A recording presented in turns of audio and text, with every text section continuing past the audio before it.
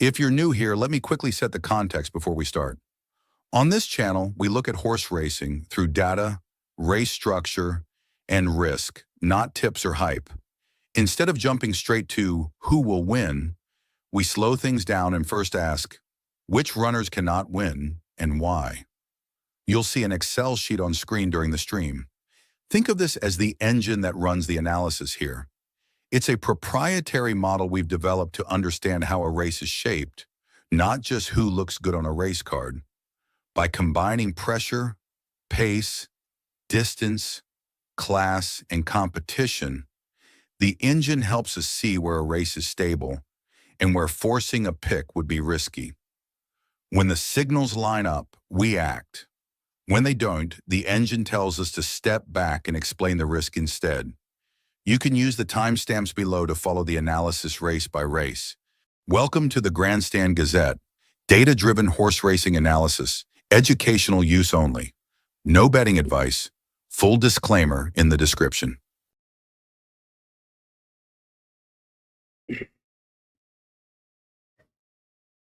Good morning. Today is 18th of July 2026, and we're going to be doing some analytics here at Flemington. Now, Flemington is one of the top tracks in the world, and it is by far the best track in Australia, Victoria. And we've got about 9 races today here. The ground reading is soft 6, and the last finishing mile of this track is about 430-40 meters, a little more than 400 meters. And the difficult part of this track is definitely the straight. The straight has always been very treacherous in this particular track, and the rest is normal as usual. We've got 9 races here. We've got the Flemington Cup. We've got some few very important races coming up here today, and we'll see what we can do here. Welcome to the Grandstand, and we do horse racing analytics, and we do that in 2 steps. First, we try and identify the best horses through physics, mathematics, a little bit of understanding of horse racing. And once we have identified the best horses, that's when we take a look at the horses at the paddock or the gates when we get the live stream from the paddock or the gates. If we find that all the horses that we have chosen are looking good and good to go with, we wait for the results to validate them. But if we find that there are better horses at the paddock and there are circumstantial changes, we often give it a shout out and highlight those things. So we are here with the first one, which is an 1800 meter open race, and we'll take the market snapshot first, and then we'll talk about the horses.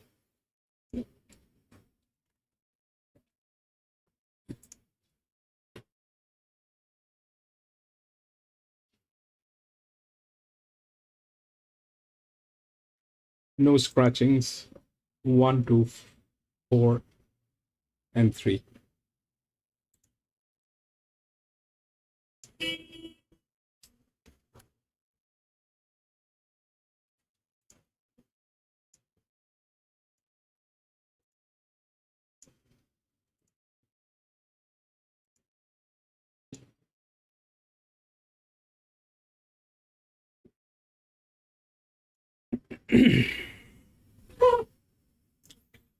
All right, so before we start talking about the horses, we need to talk about how the DS has been improved.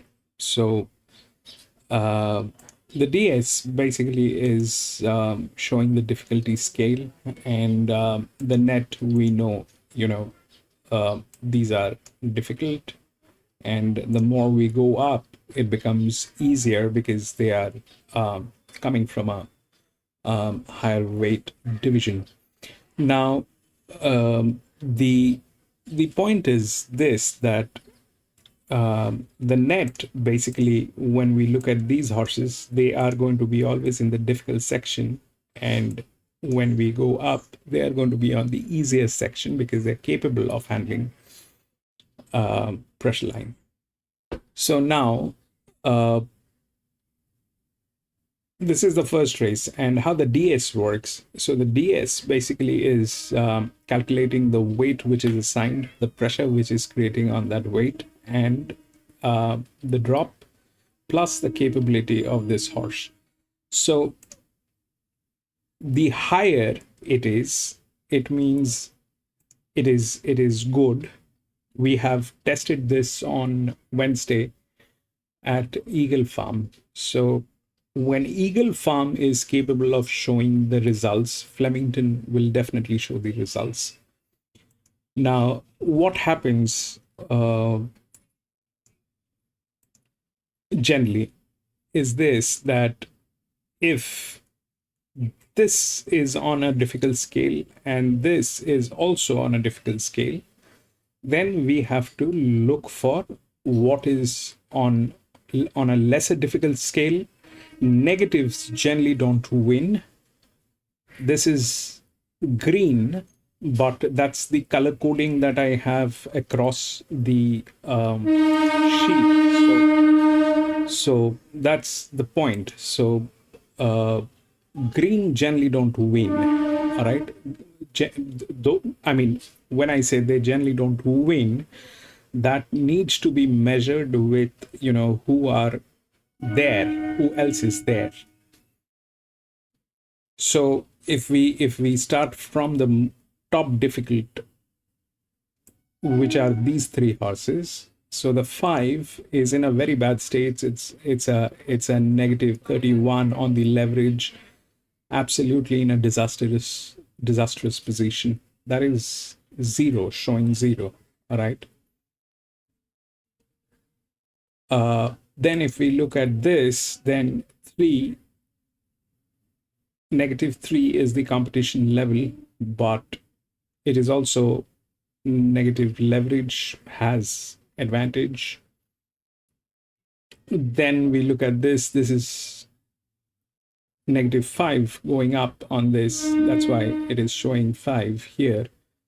And that is the most difficult. All right. This is the most difficult. Then we go to 2 and 4. So these are on the easier side. Okay. And 2 is the highest leverage, but it is getting on a negative on the resistance side here. And this is lesser than this, easier than this. And this one is cannot win, even if it has the form line. So now the point is this, that these two horses, technically, 2 cannot win as a 56 being a neutral. That's very I mean, that's a scene which generally doesn't happen. Same goes with 4. In fact, 4 has a better chance to win as a neutral, and 1 is the top weight which it is carrying, and rightly the right odd. But the point is this, that is given to a horse which has got 6 races, and it is still a maiden. It has not done much. The benchmark of this race is probably 40, 44, 45, something on those lines. So it has not done anything. I mean, it did not win. And what happened basically is it went up on scale. It has a fantastic resume. It has been to those group 1 races, and those are there. Group 3 races, group 1 races, those are there. But point being is that this is a little heavy. So, and the form line is also kind of a little shady here. Okay. So now, if we actually believe the data, depending on how difficult it is, how easy it is, how difficult and easy it is here, if we measure that, then 4 cannot win because it is a negative. The question is between 2 and 1. In that case, 2 has issues with form line, and 2 is getting negative here. But technically, 2 and 4 winning as a 56 and a 57 as neutral is difficult. But here in this case, this will become probably an exception because the 1 is going 5 steps up. This is getting into a very strong uphold of the pressure line. So probably this is ideal to stay out.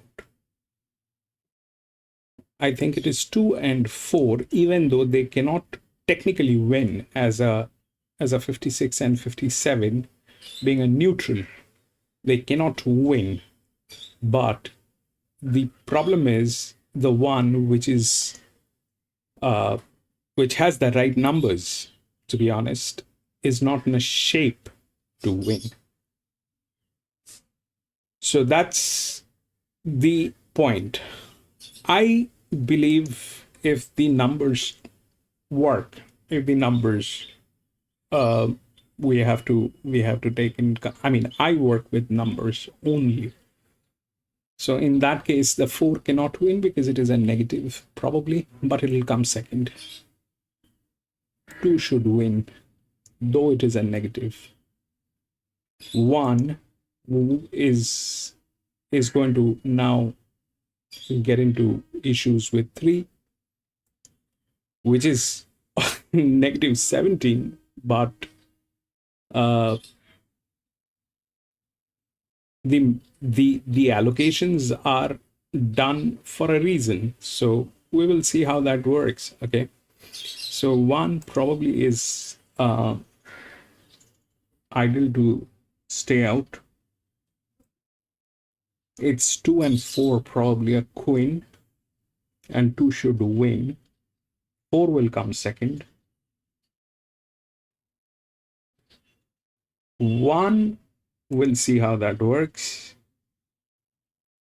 But ideally, looking at the entire thing, it is because of this negative leverage horses. Okay, when these horses are present, it can go very bad because they are very unpredictable. In theory, in data, a negative leverage horse is bad. Bad as in really bad. But that data could be stale. Like for 1, one was third 2 weeks ago, Flemington. All of them were two weeks. The data is not stale, so the data is on a real scale. So in that case, these are very difficult to believe what these horses are going to do. Okay, because at the end of the day, they kind of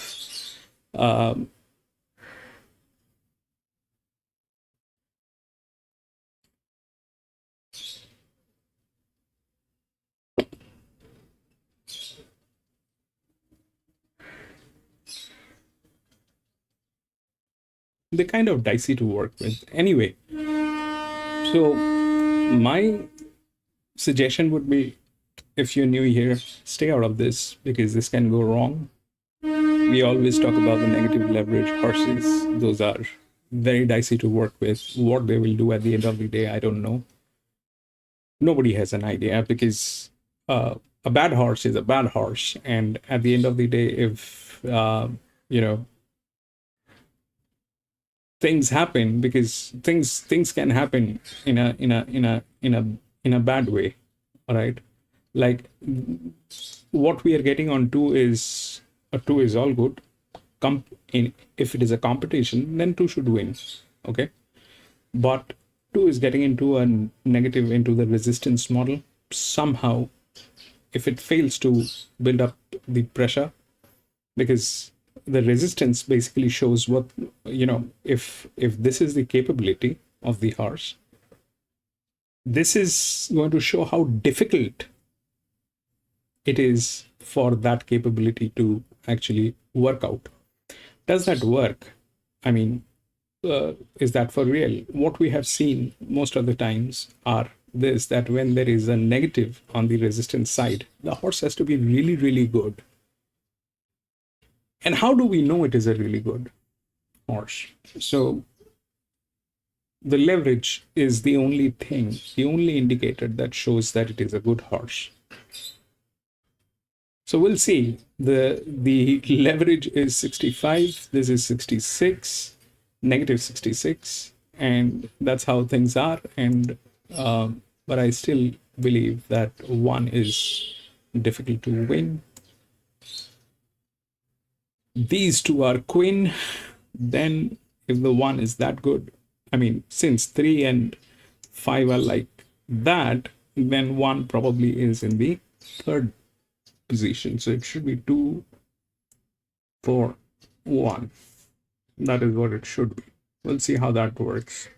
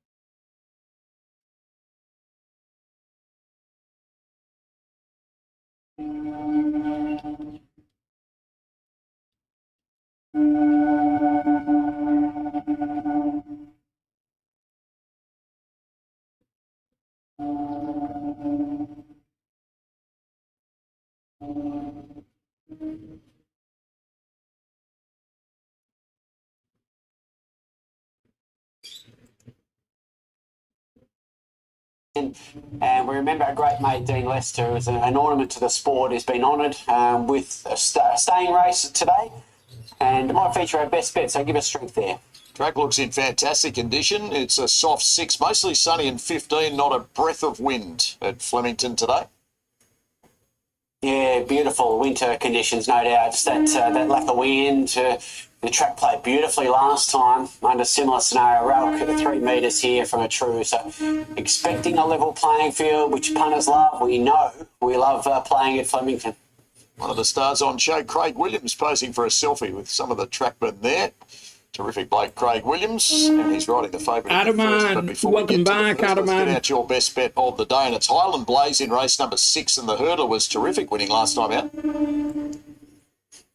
Yeah, he wouldn't have an enemy in the world, would he, Craig? Yeah, it's a good way to live your life. Highland Blaze, yeah, pretty keen today. I think was stronger than any of them last start, and now goes up in trip. I think it's only advantage him. I think if he wasn't, he hadn't been over the hurdles, he'd be even shorter. So pretty keen today. He wins again and made him my best. And in race number 7, you like Moby Dick, who was close up in listed grade last time out. He ran well, given that crawling tempo, and made his run back through on the inside. I'm not convinced was the A+ ground. So I think he's going well, my old mate Moby Dick, and I think he's over the odds here.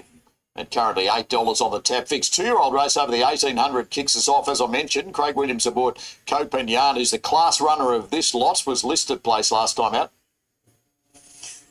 Yeah, just a small field. He ran well, didn't he, in that race last start. He crossed the line with a couple who'd come through a key lead-up race at Flemington. They were all beaten by Mawuba, who brought down some pretty decent form lines from Sydney through the Machine Gun and Co. That horse went on to win a stakes race up there. So, look, he was left in front a long way from home last start and ran really well. 1800, got no reason to doubt him. He's on top. Over Notified, who did a good job at start number 2, jumping to 1500, beat older horses off a wide run.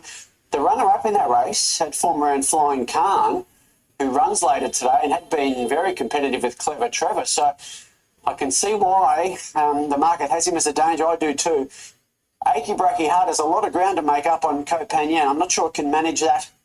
Delara next. 1, 2, 3, 4. Copenhagen just gets out to black figures at 2.10, going up in the red this morning at $1.80. And Notified is the firm to beat at the chief one for Harry Coffey, Archie Alexander. $3.60 into $3. 45 seconds away. That's the tab read from this morning to now. Last 15 minutes bookies. Copenhagen $1.95 out to $2.10. And Notified is $3.40 into $3, and the move every. Gate, welcome back, Gate. The sole last start winner and on to grass for the first time on race day today.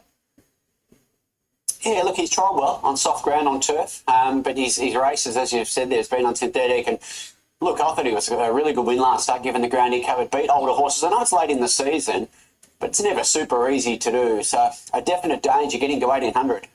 But the class runner Copenhagen, 1800 for the first time. What's the read there? Well, no reason to doubt him. You know, he's left in front, as I say, fair way from home in the Gibson Carmichael, and was still there swinging late. I think the winner of that race, Mawuba, would be a hot favourite here.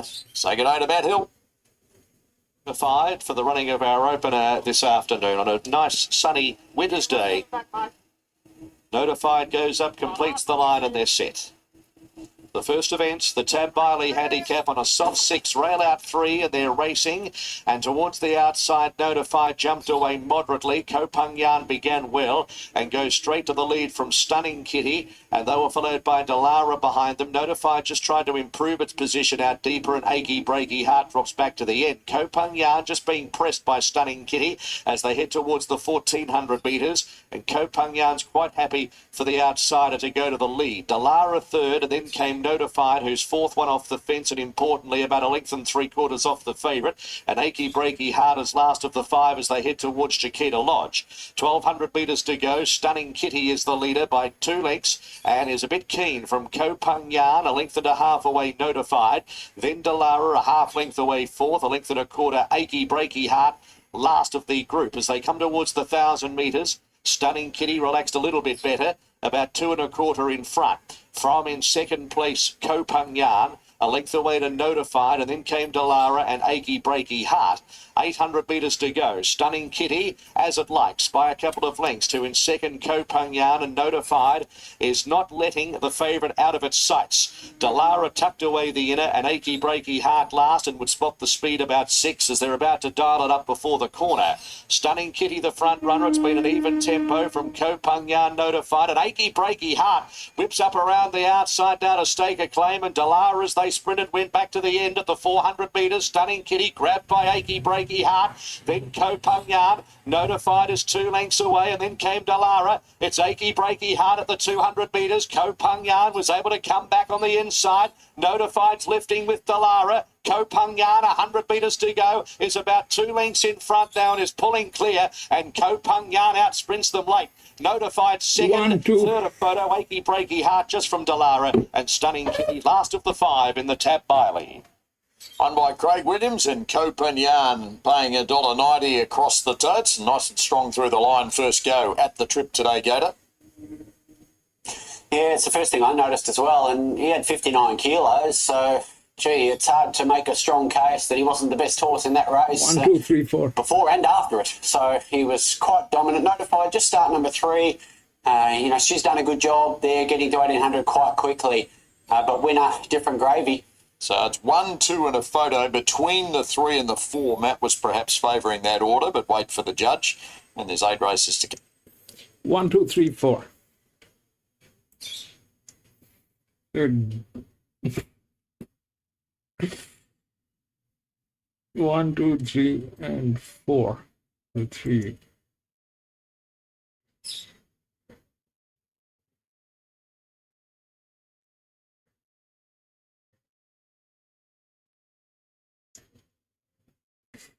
That happened. We'll go to the next.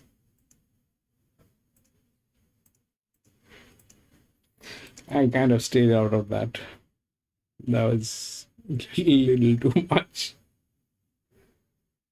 We'll go to the next.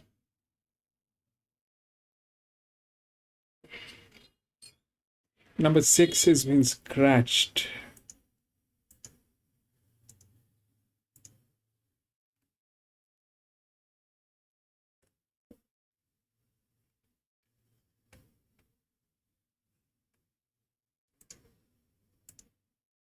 One 975.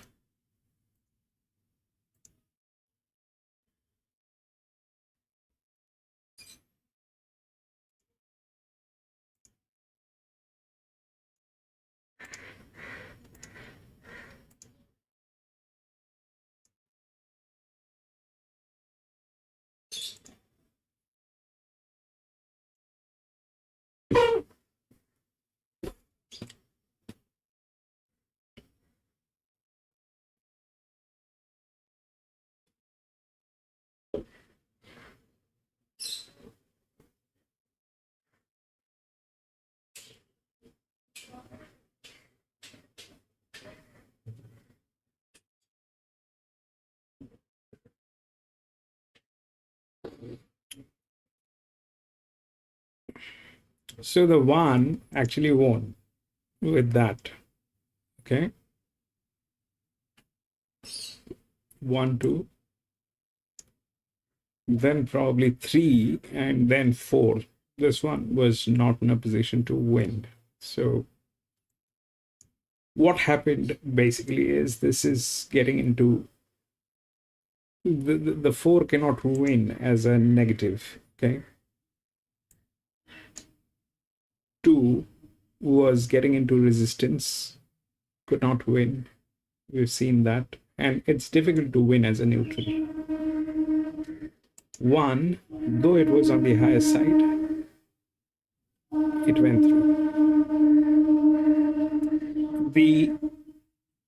The point which is basically needs to be taken under consideration is this, that this one failed with 3. Okay, though the form line was really bad, but that was a -2. This was a +2. This one failed with this as well. So that happened. Now here the 1 is the favorite. Again, the 1 is the right odd.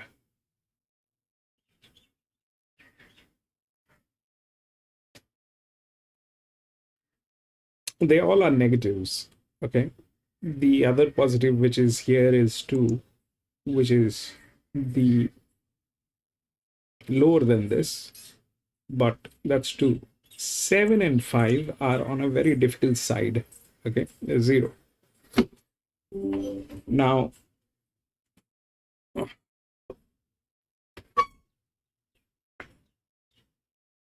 what is the constraint here? So if we look at what happened, this was getting into negative, did not win. Now here, all of them are getting into negative, all right, in the resistance side. So the 1 is the right odd, but a huge negative on the resistance.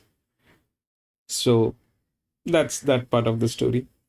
The 9 is a down, which anyway, through a negative cannot win, is probably 53, which is coming to a lower weight, and because of the form line. But we've seen how the form line gets affected. Even if it is a negative 2, it gets beaten here. So the form line is talking, but that's negative. The 2 is the same thing, that is also getting into negative. 7 and 5 were really difficult. They are newcomers. They're really difficult. If we look through the scale, the easiest probably is this guy, but negative, and here also the horse is negative leverage. Then it is definitely 1. Through that's the fact, but it is getting into scene like that. What are the other possibilities that can happen? So if we see the result here, okay, so these are on the difficult side, but the 1 won. Then on the easier side, the 2 won, because that was 0.5, this was 1.5, was not getting into negative. This thing came in here, and that won there. So that was lower, this was higher, this was higher. And the problem is the 4 got into negative. It just did not, it got into the 4th position probably. Now, if we understand that part of the story, so 1 is the right odd here, but like here it was getting into negative, that did not work. Here also it is getting into huge negative. Now, do they work? They do, but for them to work, everybody else has to be negatively leveraged. We have seen those numbers working, but those numbers worked in a very, very, very, very different condition, and I will show you how they worked.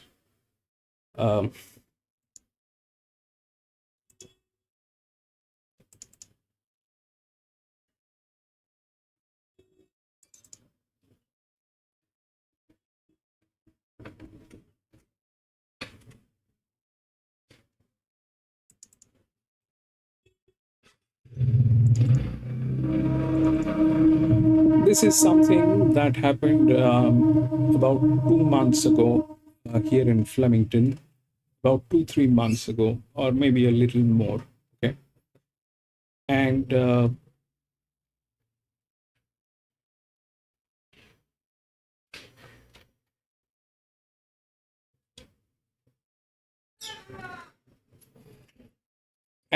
1 won with that number. Okay, and the 1 won with that number. This was a 1400 meter 2-year-old open race. The 1 was the favorite, and the 1 won with that number.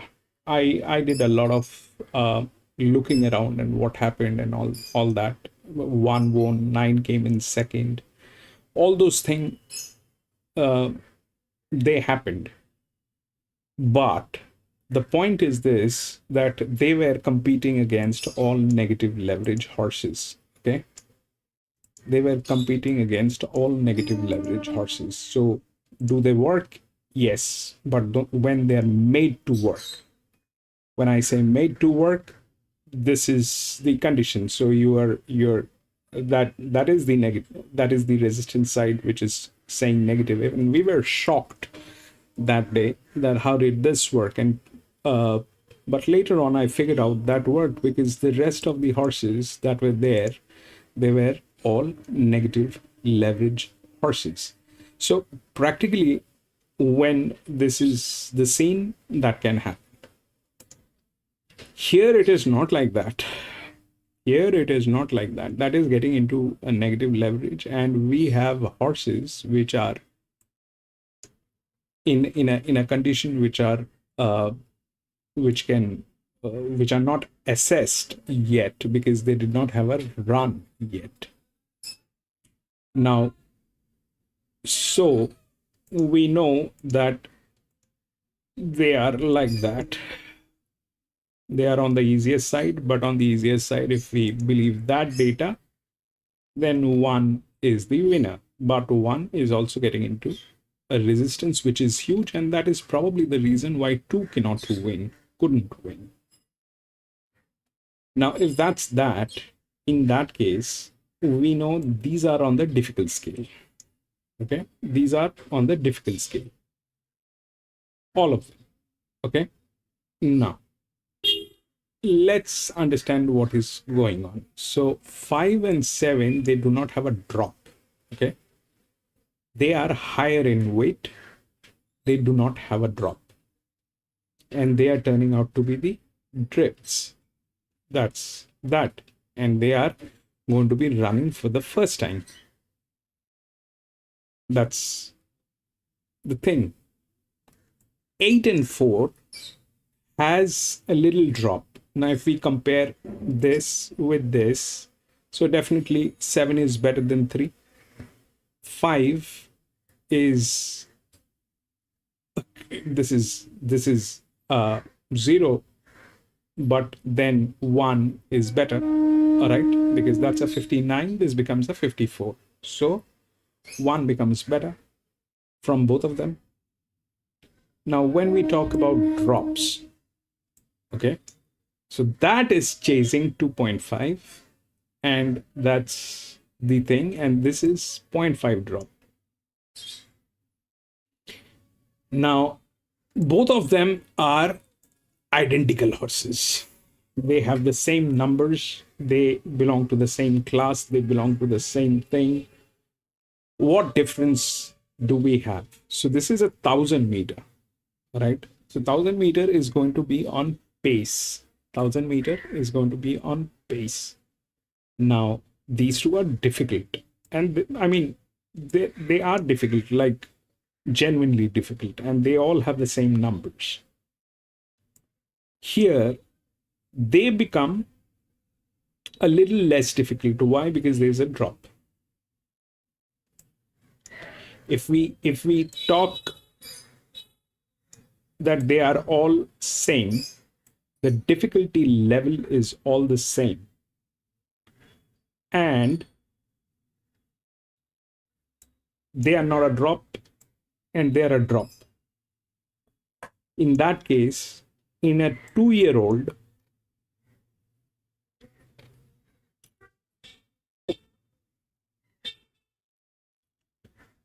these becomes the thing. Now they are both identical, and what is the thing that we have? The thing that we have is that 4 shows a little here on the not bleeding side, and the rest everybody is bleeding. So this is also a very dicey one, but 1,000 meter generally is about becoming a front runner. they are generally the front runners. They require jocks like that also, which is true.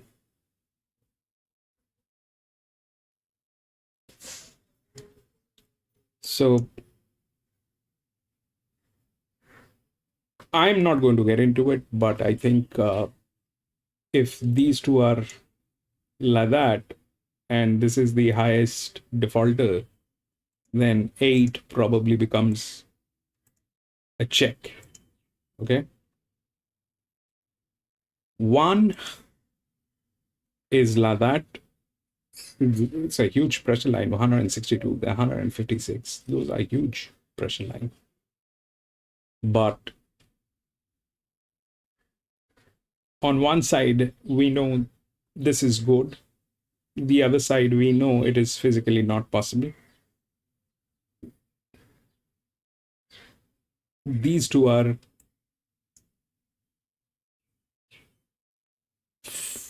against a very difficult scene. There are other horses with 2-2 races, 1-1 races, but they're all getting into negatives. So that 8 is a check. And the 4 also. I mean, 8 and 4, they're identical horses.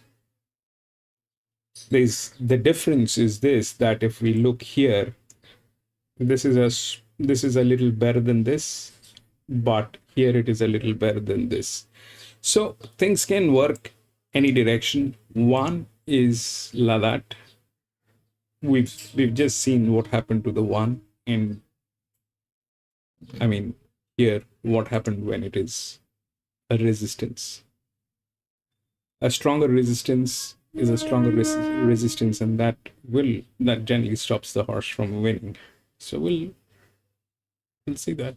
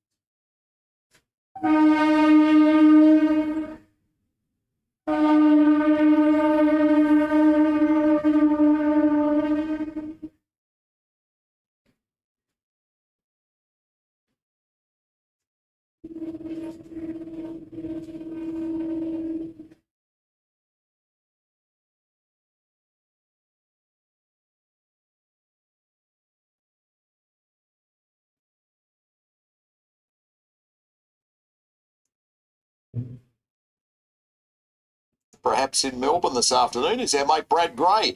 And Brad, today you're at the Gladstone Hotel in Sydney's inner west at Dulwich Hill. certainly am, and the facilities here are incredible. So as you can see behind me, plenty of screens for the punters to find a winner or two. We've got all the sports on back in the beer garden. That's also been done up again, a big screen. And there's pub classics as well. So $15 every day, all day, pub classics. So I'll be sucking into one of those shortly, whether it's a schnitzel or a snake. So we'll give it a crack, and you can see behind me the punters are getting up and about as well. All these tab hats and your beer coolers, they're all flying off the shelf. So hopefully we can find a winner for them, but a great place to be, the Gladstone Hotel. Looks like the schooners are going down well early as well. Brad loves a selfie, so if you're in the area, get down and say good day to the great band.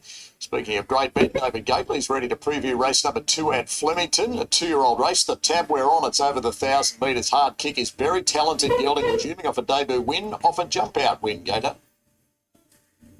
Yeah, I want to check the dictionary meaning of great, but thanks for the kind words. Look, this is a terrific race, I think. I think Hard Kick was as good as any 2-year-old we saw last season, or this season, for a few more days. The win on debut up the straight was fabulous. Ran a really fast time, beat 3 subsequent stakes winners. You can argue the runner-up was as good as any runner in the Blue Diamond after that. Look, the trial was really good, beat Cruiserweight in the heat. I think you just have to tip him. You know, the wet track's an unknown, sure. It's got 59, sure. But have to tip him. Panchenko, the granddaughter of Black Caviar, it's a good pedigree. She was outstanding winning on debut. Soft win, raced away, margin significant, and handled the wet track, something Hard Kick hasn't seen outside of the trials. Riverina Lulu was a brilliant trial winner. She cruised to them, one running away. It was fabulous work. And Leopard Shark had his next best in what I'm sure, as I say, will be a very good 2-year-old and into 3-year-old season race. 1972. It's getting out from 170 to 195 Hard Kick, and Panchenko is 310 into $2.70 is the best spec to beat it. And she has race fitness on all of today's 7 rivals and is getting 4 kilos off the toppy. Yeah, that's right. And the other noteworthy point, perhaps, out of that debut win is she was able to run significantly faster time than the older horses on the day. Now, when tracks are very wet, that can be misleading. I concede that. But they're the facts. Do with them what you will.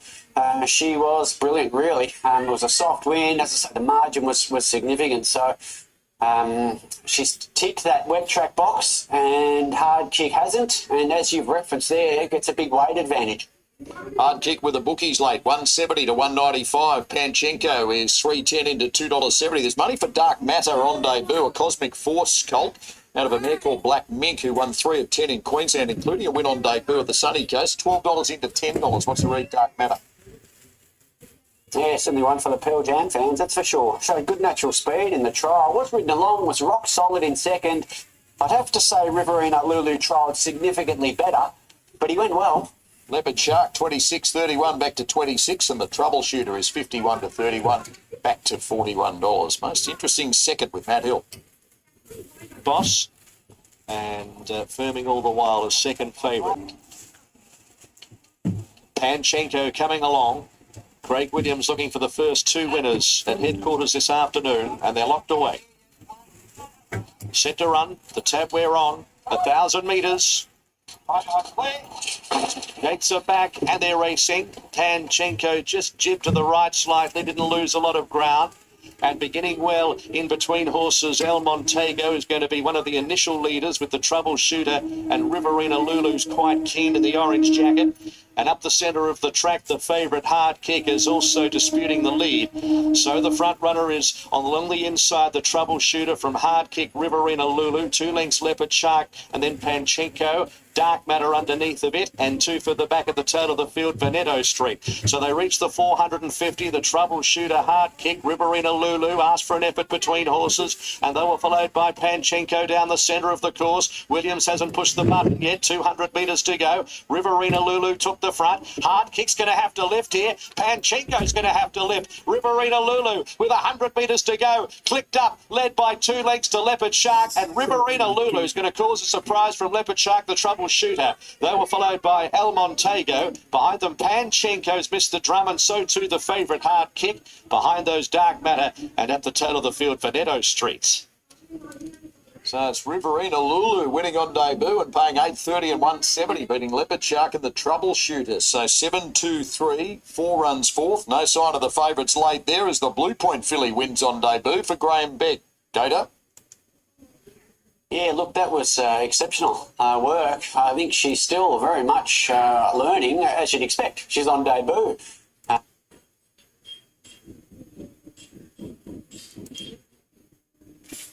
Seven.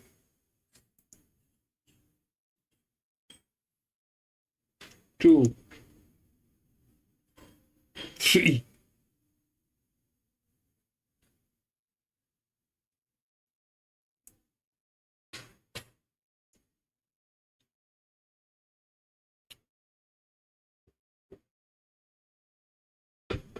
Seven, 2, 3.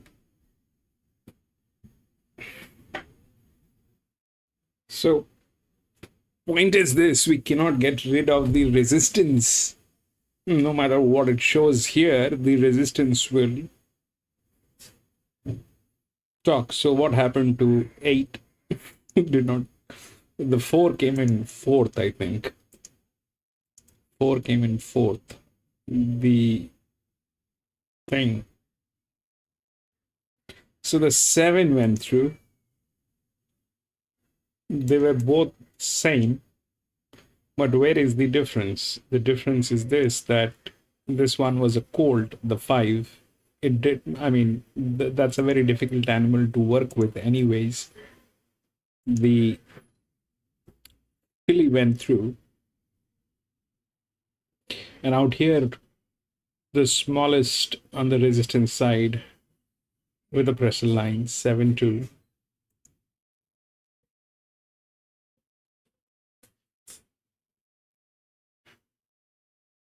That is what the thing is. It's very difficult to when the resistance is like that. Okay.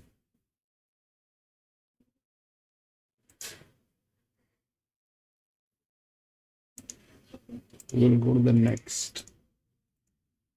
We spoke about this many times. I'm still trying to figure out how to actually negotiate with this resistance and how to get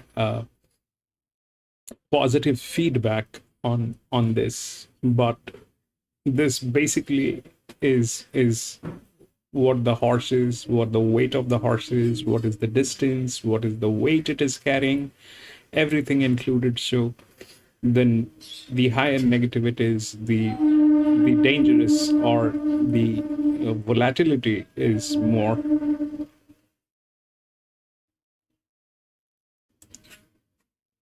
We'll go to the next.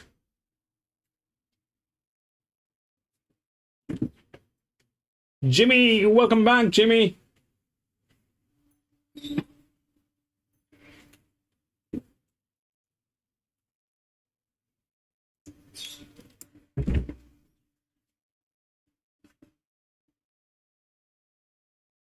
Number 4 has been scratched from race number 3. There's no 4. 5379.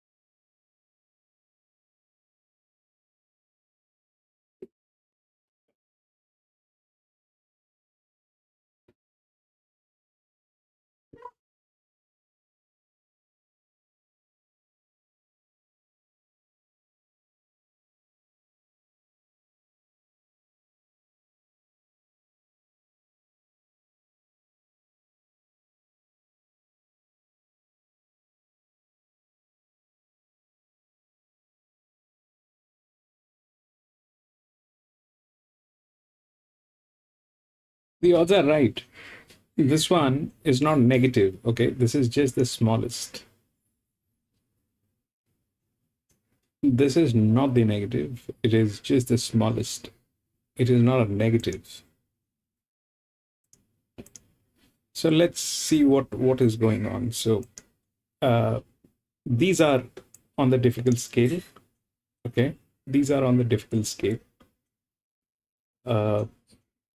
Especially the 7 is in very difficult scale. Plus the jock has never raced here, okay? It's a 1600 meter. Now how generally a 1600 meter plays? A 1600 meter is a little tricky because it's a longer distance, exactly like the 1800 meter. And there are a couple of things about this particular arrangement which is there. First thing is, it is going to be a same sex, same age. This is Victorian special. And what exactly this race means? So they are all same age and same sex, almost, okay? Which is 5-year-old mares and 4-year-old mares. Now in this case, things have gone wrong. Things have gone wrong previously. Things have gone wrong a lot of times. And why it goes wrong is because when they're all same sex and same age, they almost have the same body weight. And if they have the same body weight, then the performance reacts in a different way altogether. In this case, what we have seen over the last 2.5, 3 years is that a lower weight with an inner gate has more advantage. So, I mean, low pressure, not weight, low pressure with an inner gate. So that has an advantage. So that has always been there, all right, but that's not guaranteed.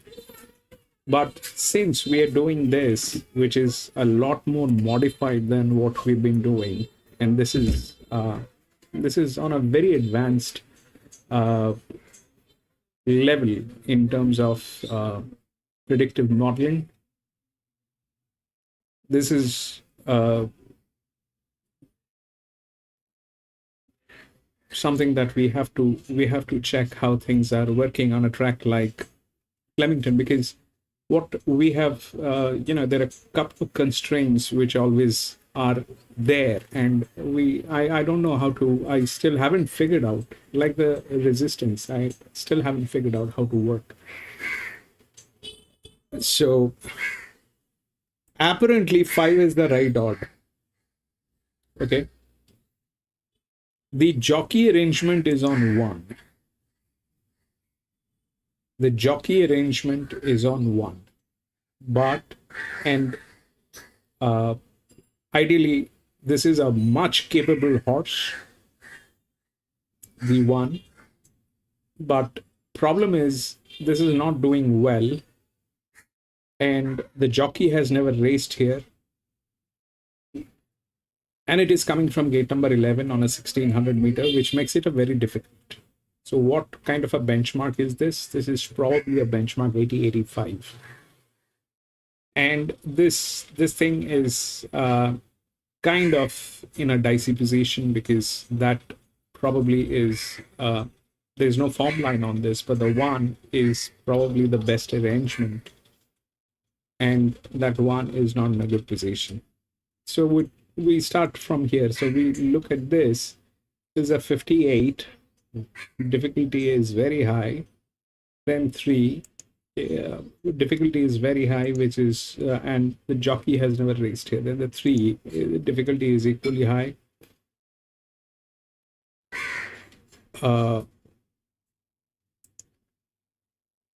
the two, they're all kind of like that. So those are the things which are there. Now this is 7.57 and here it is 0.5, but this guy is not doing well. Okay, this is not negative. Let's think that the one is not in a position to do it because of the form line. Then that comes negative 0.56 will not be able to win probably because that's negative. Then it is 5 here. Okay, 5 is 1. So ideally 5 is the right odd because these are on difficulty. This is less difficult on a very high model. So consider this, you know, this net is something like showing how this works. Basically is the lower it is, that means it is coming from a higher win weight, right? It is coming from a higher win weight. A higher win weight is this, that we see the drop here and we see the win weight there and we see the last weight which is there. So that basically tells us where it stands in terms of, you know, weight allocation and to be on the race card. So that's that part of the story, where this one is there but no form line. Those are into negative. 5 is the right odd. What can go wrong in this? Okay, so the 7 is really difficult and the jockey has never raced here on this particular ground at Flemington. The 3 is capable, quite good, but that is difficult. Okay, 7.5 step up from where it is coming and looking at, you know, where it should be or in present, that is a very difficult task. Can it deliver?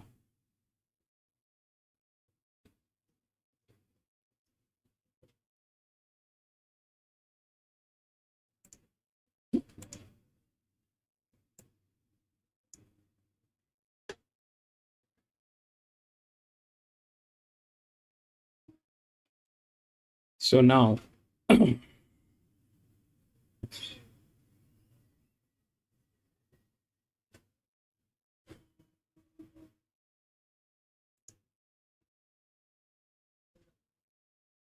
so benchmark 78.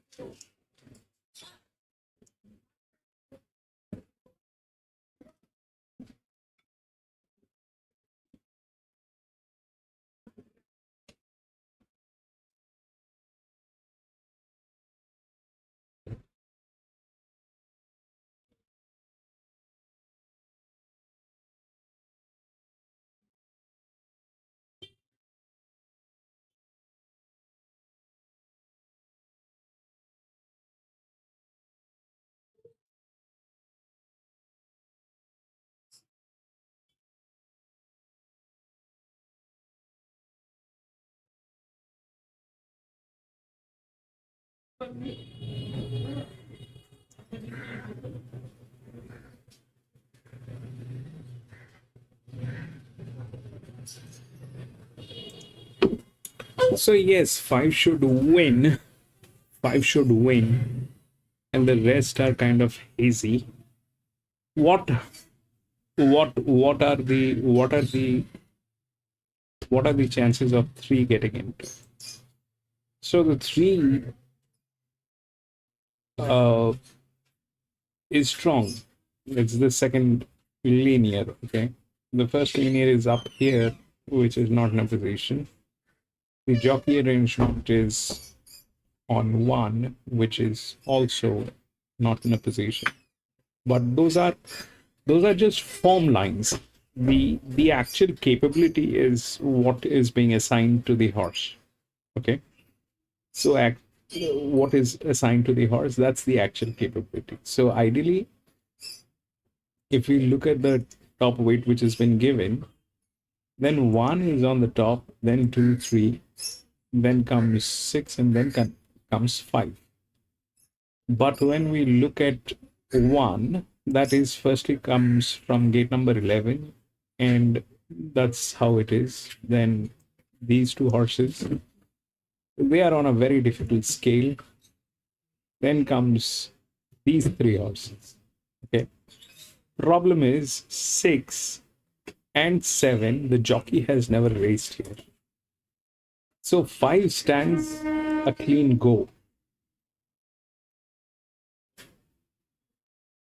Okay. 5 stands a clean go.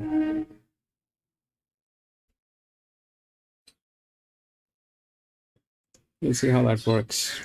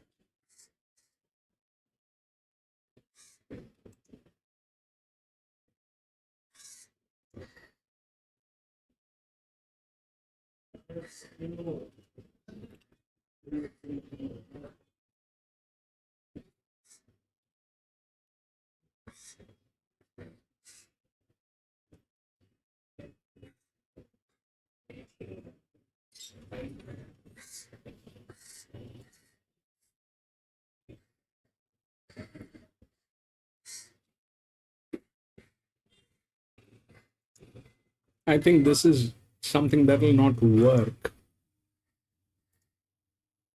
We cannot put up a Q&A. We can't put a Q&A.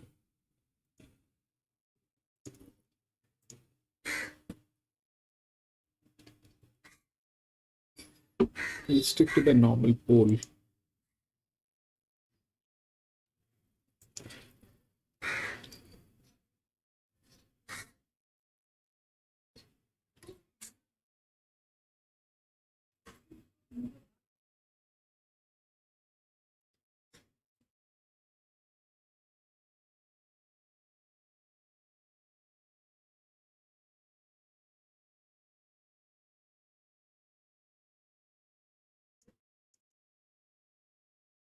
First prep for the stable, and she really found the line. It was a very tough day to win from off speed.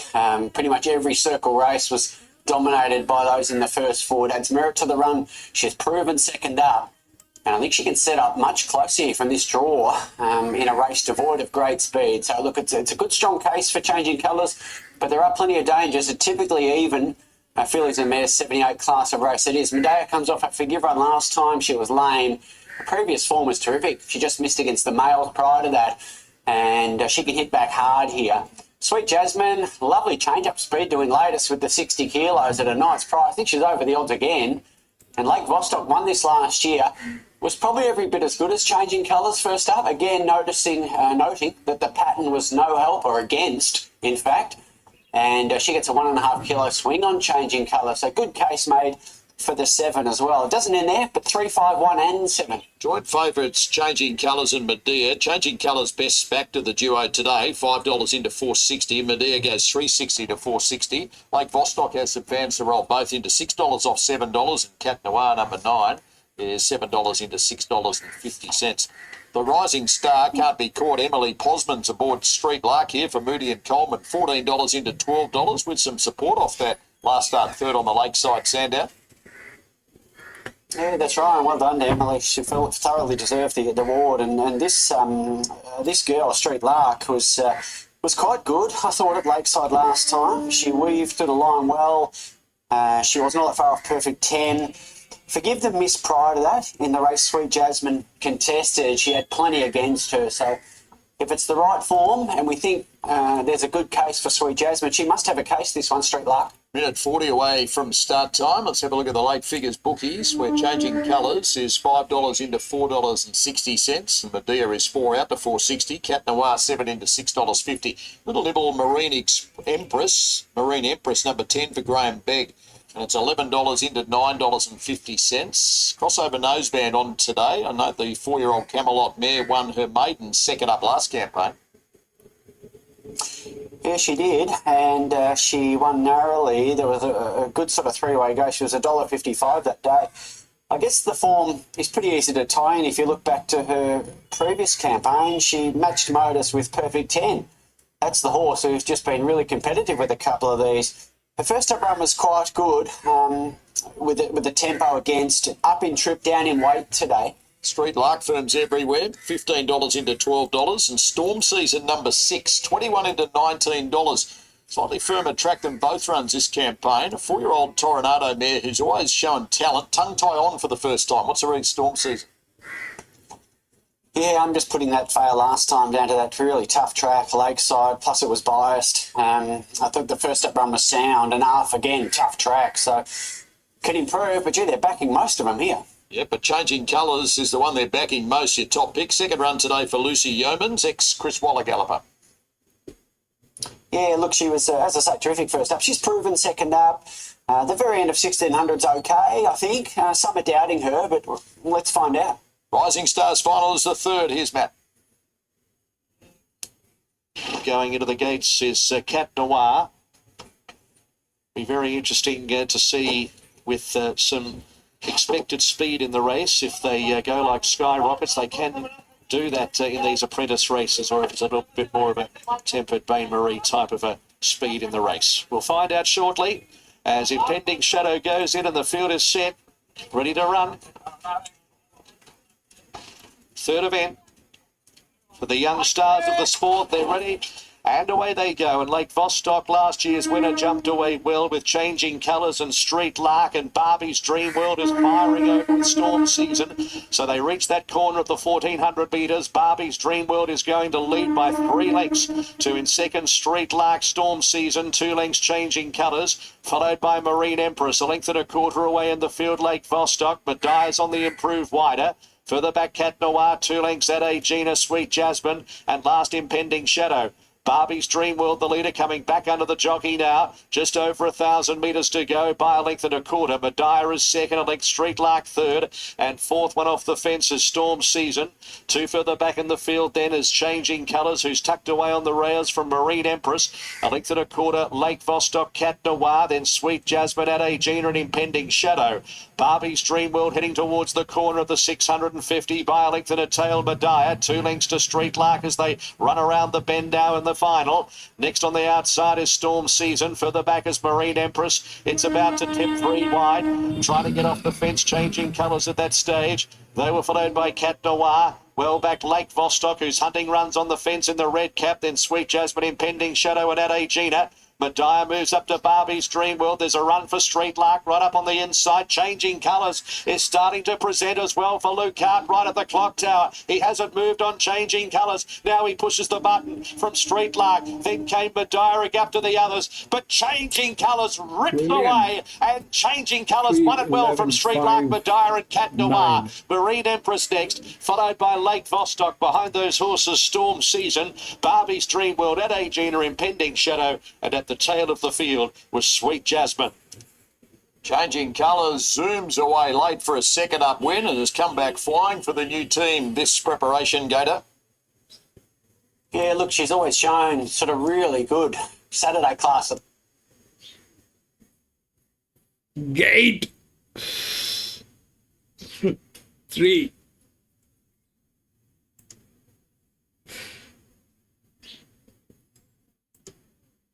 Three, 11, then 5, then 9.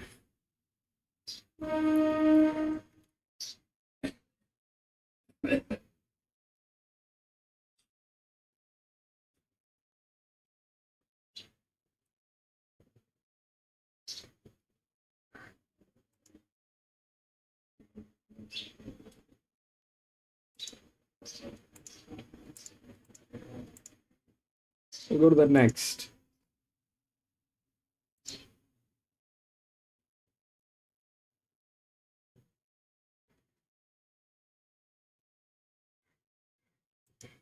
No scratching. 14, 8, 3, and 2.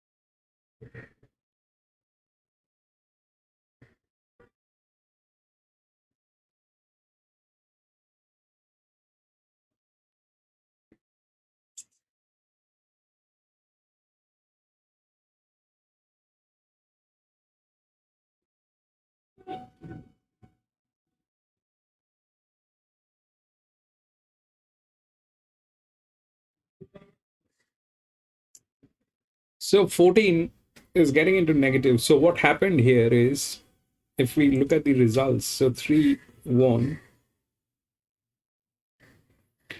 5 didn't. What was the difference?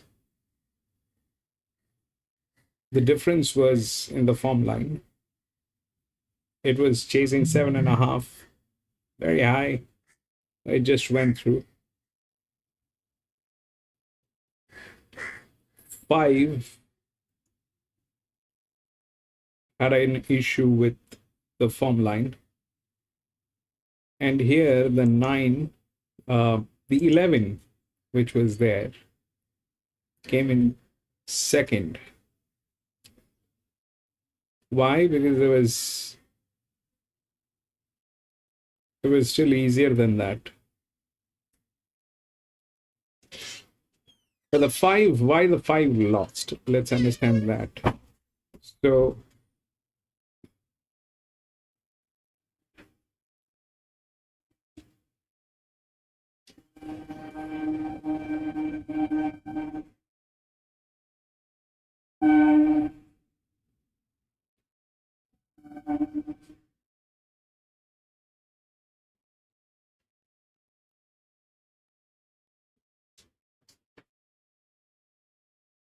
it's nothing but the form line, basically. That's all. So here, now let's understand what 14 is. 14 is firstly getting into negative. Secondly, it is also negative here. Negatives don't win. Okay, negatives don't win. It is these horses which are going to be winning, and we need to be making a pick on them.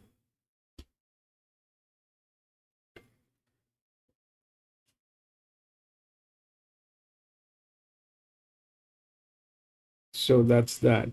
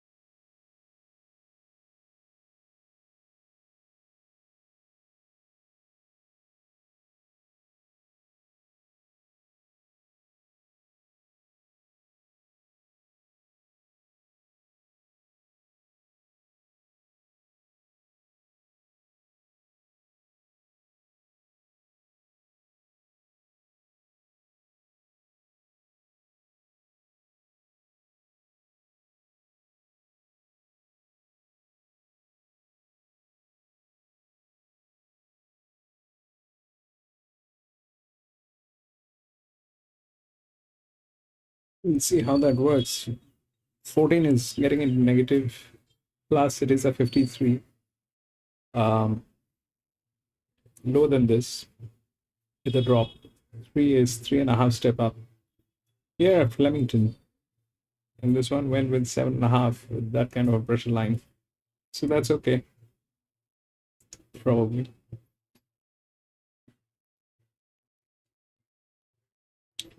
Eight is getting into negative. The other one, which is here on the difficult side, is 2.5 with a little form line. And 1, which is the top weight.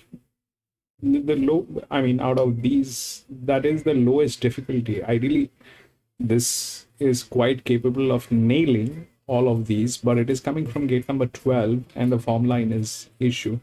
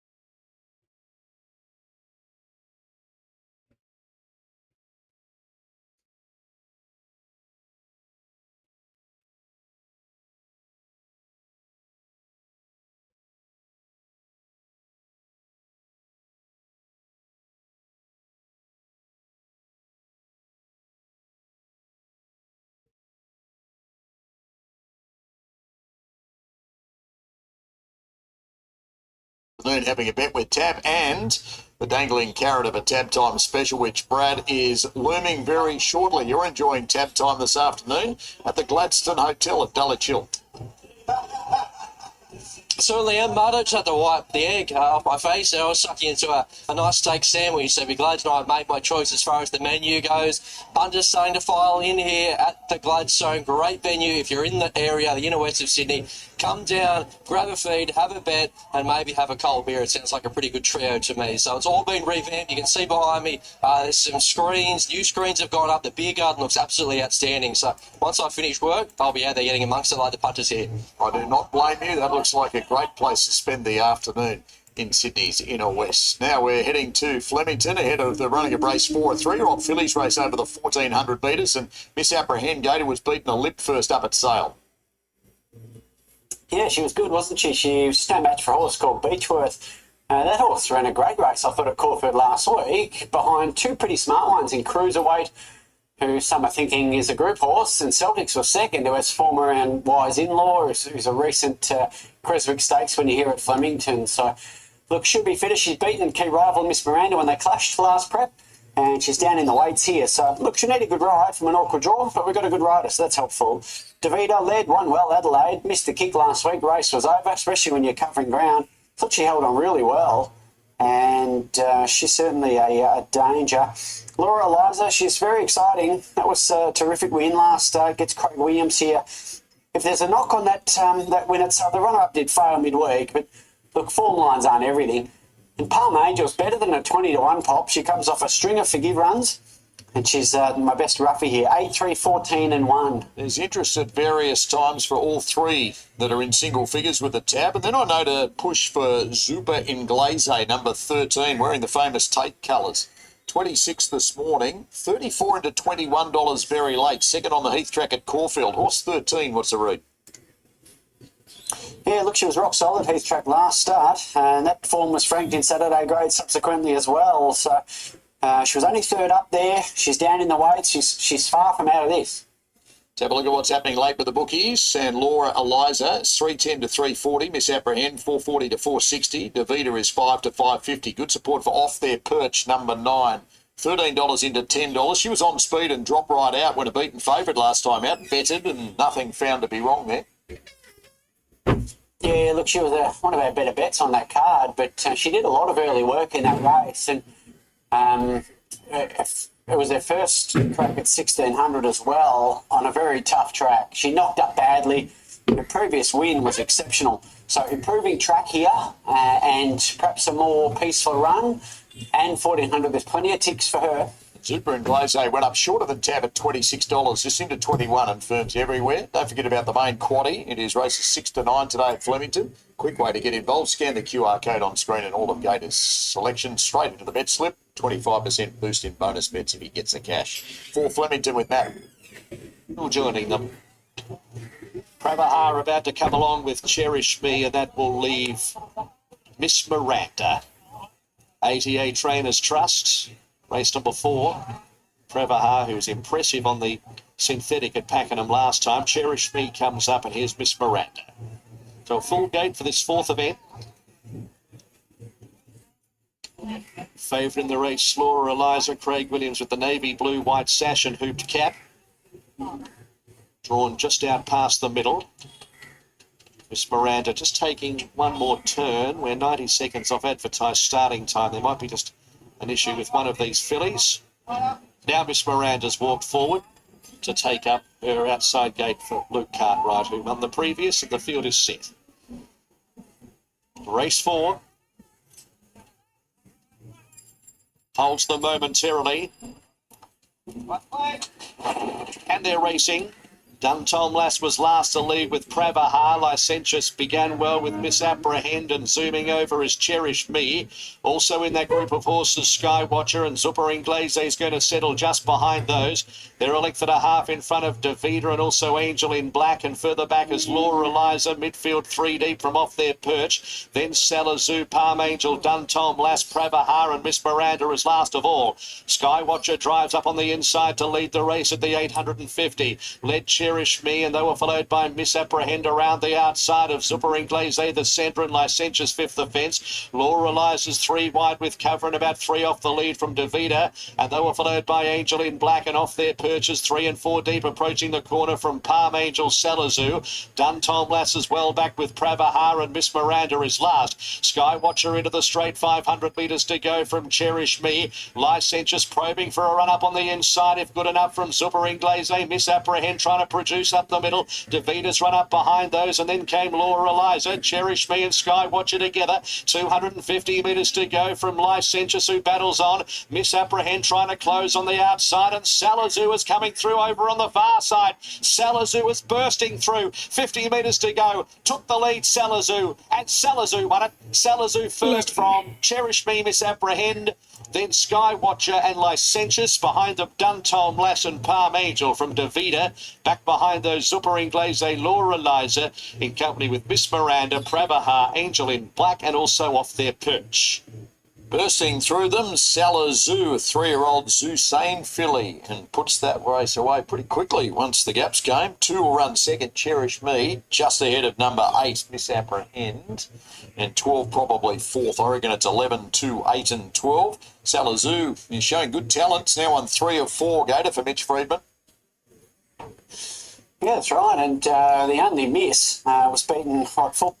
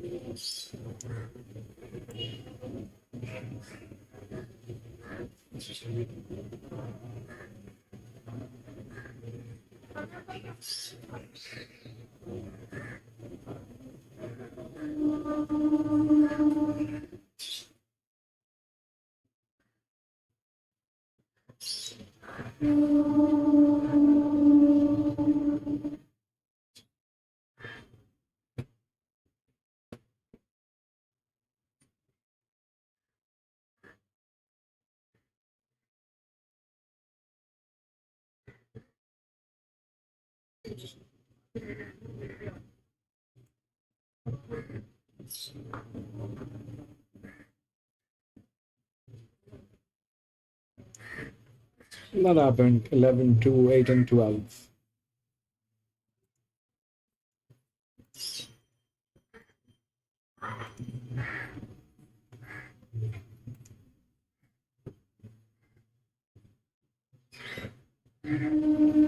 Five and 15 has been scratched.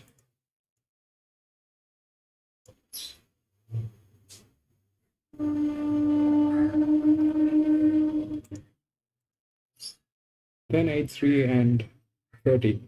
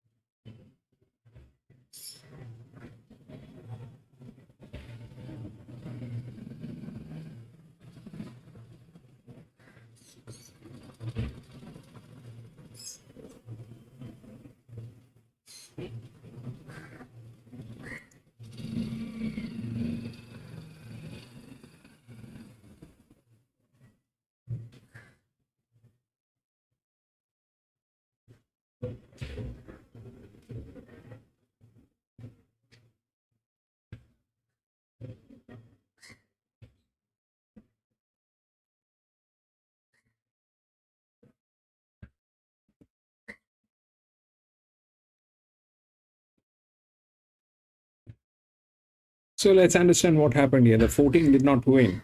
Instead, the 11 won, which was also a negative. But why?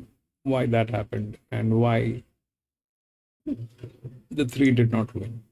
So the things are getting difficult with the benchmark, right? The first few were on the easiest side. This is getting into a difficult section. We need to look. So the benchmark is increasing. Okay, if we look at here, it was probably this was a different setup altogether. Up till here, it was about 45-50. Then this jumped up to 70-75. I think this was benchmark 78. Yes, 78. This one is lower than benchmark 78, or maybe about benchmark 78, something on those lines. But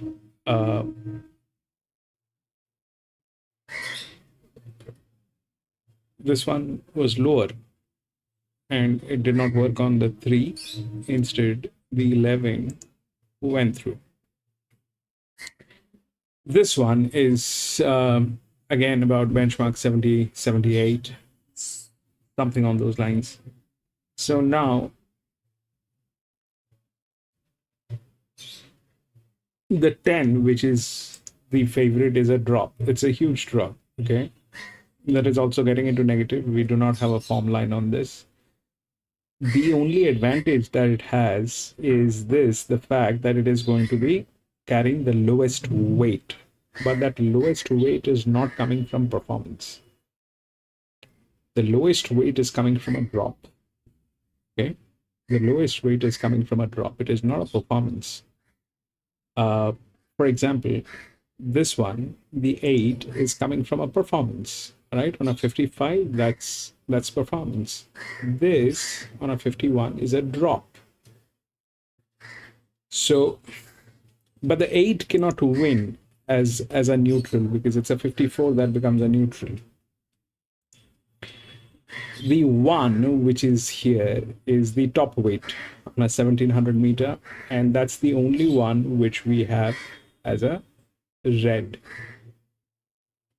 So, but it lacks form line. So in that case, what might happen? Generally, that 1 is the one that should win.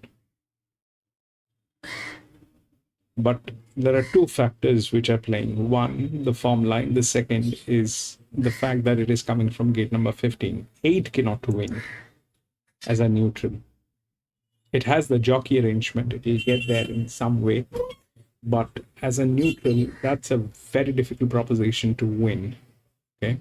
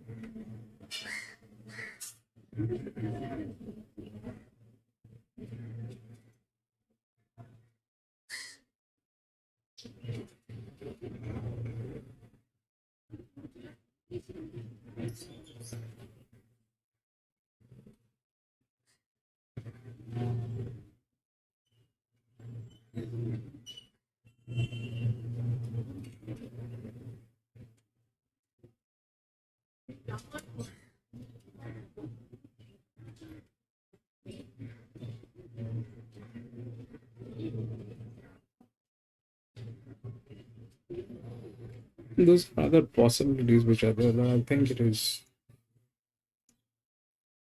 be very difficult to beat this.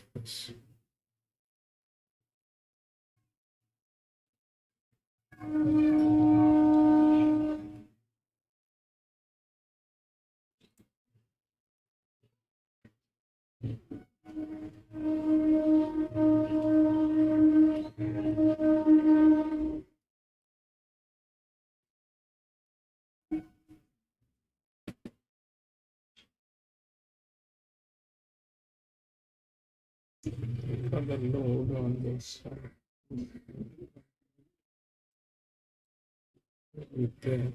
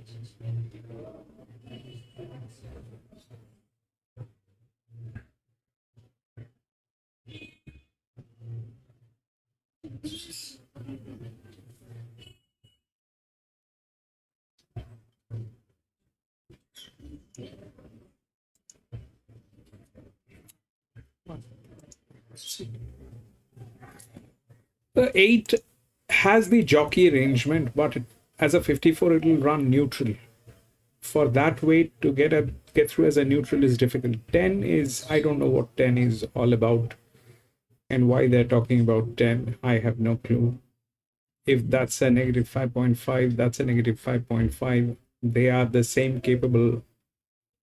That's a down of 60 kilograms, and this is on performance.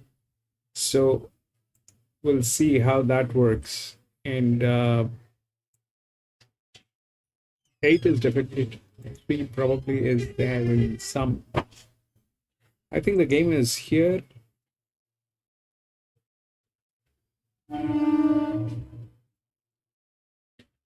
That 9 is not in a position to do anything either because of the form line. But what are the advantages? The advantages are definitely the gate numbers. The advantages are definitely the gate numbers, because on a 1700 meter, like from 1600 onwards, the wider gates becomes a problem. So those are definitely the issues, that these are from this one, these are from very wide gates. So even if it doesn't have the form line, with that arrangement, can it go through? Those are all about taking chances, but ideally that is not happening. Ideally it is 1, but it is wide and lacks form line.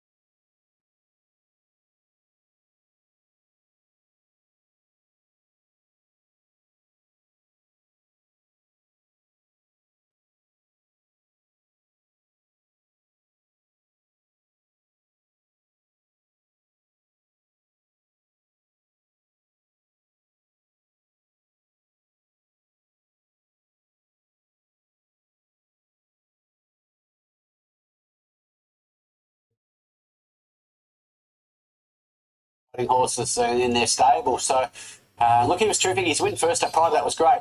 And the other key point is he was pretty sharply to 1600. So, look, it's a very even race. There's a lot of hopes. The market's telling you that. But I'm happy with Flying Khan on top in the race. Zebra Finch, soft six, about as dry as he wants it probably, but he was terrific last time in the same race as Flying Khan. I think 1700 will suit. Kaleo's had a couple of forgive runs. It's $12 is over the odds. If he finds his best form, he can beat these. Chow Down, certainly. Mr. Avery, Flying Done on an improving track. And plenty of others I can make a case for, but I only get 4 spots, 8, 13, 2 and 6. $6 a field here. Flying Khan went up at 6, late 5 back to 6. Mr. Avery was 6 this morning, late 4.80 back out to 6. Zebra Finch, 7.50 this morning, 8.50 back to 7.50 late. Flying Done was 7.50 this morning. It's currently an $8 chance. The Mean Fiddler was 8.50 this morning, 9 back into $8 late.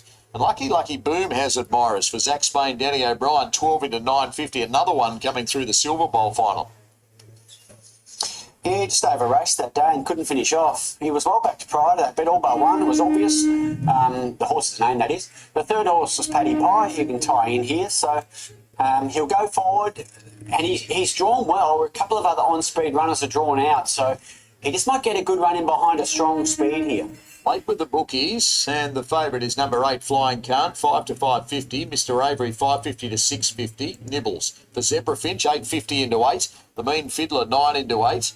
Lucky Boom, 9.10 into 9 back to 9.50. Prestige Forever, 11.12 back to 11. Kaleo for James Johnson, Kieran Maher is 12.14 back to $12. Chow Down, 16 into $14. The number 4, Seriously Hot for Mickey D, Kieran Maher, $26 into $19. It too is coming through the Silver Bowl final, went back-to-back with wins 3 and 4 runs ago.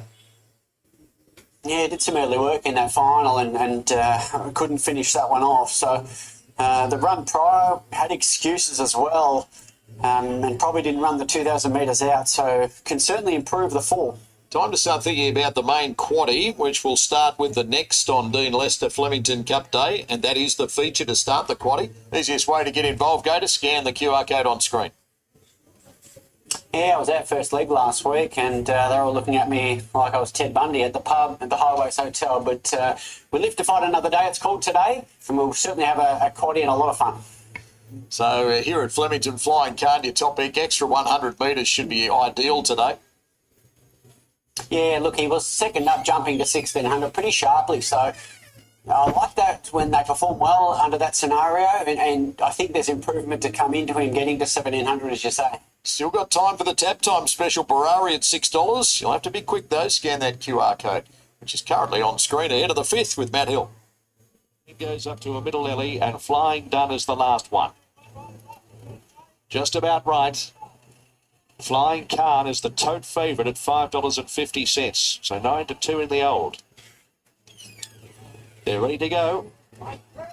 3-year-olds at 1,700 metres and they're away. Kellyo dwelt and What on Earth out the back early. Lucky Boom began well with Emperor Zoo, and Flying Khan is holding its position for now on the rails, and Zebra Finch is also forcing up with the Mean Fiddler and Prestige Forever. So there's a bit of pressure heading towards that opening corner. 13.50 out. Lucky Boom is going to lead the race from Seriously Hot. Flying Khan got the box seat for now. Flying Done dug up is whipping around the outside. Zebra Finch in that leading clump with Emperor Zoo. A length and a quarter the Mean Fiddler, who's obliged to race 3 wide around Prestige Forever. Don't Doubt Dare is midfield on the fence, and they're 2.5 overpriced. And then Mr. Avery, Chow Down. Oyster Lane as well back, and they're 2 lengths. What on Earth and Kellyo is last at the 900. Lucky Boom attempts to slacken a half length. Flying Done, a length and a quarter. Seriously Hot third. They were followed Zebra Finch, a length and a half. Flying Khan on the fence from Emperor Zoo, and then the Mean Fiddler 3 deep. A length and a quarter. Don't Doubt Dare and Prestige Forever. And then Mr. Avery, who's well back in the field. They were followed by Overpriced, and then came Oyster Lane. Kellyo towards the back of the field is Chow Down, and at the tail of the field is What on Earth. So it's Lucky Boom tried to sneak away around the corner, a couple. Flying Done, then Zebra Finch and Seriously Hot from Flying Khan. Emperor Zoo right down the outside, and Mr. Avery behind them. Lucky Boom clicked up, led 3 or 4 to Emperor Zoo, and Zebra Finch trying to close, and they were followed by Kellyo. Mr. Avery right down the outskirts. skirt. Lucky Boom, 150 metres to go from Emperor Zoo. Callio, and then came Zebra Finch. Lucky Boom getting tired. They're lifting Callio over the top. Callio and Emperor Zoo go together. Callio beat Emperor Zoo. Lucky Boom. And Don't Doubt Dare at any old price has got the 4 from Mr. Avery. Then Flying Khan, Zebra Finch and Oyster Lane. Chow down next, followed further back in the field by What on Earth, The Mean Fiddler, Overpriced, Wellback Seriously Hot, and Prestige Forever.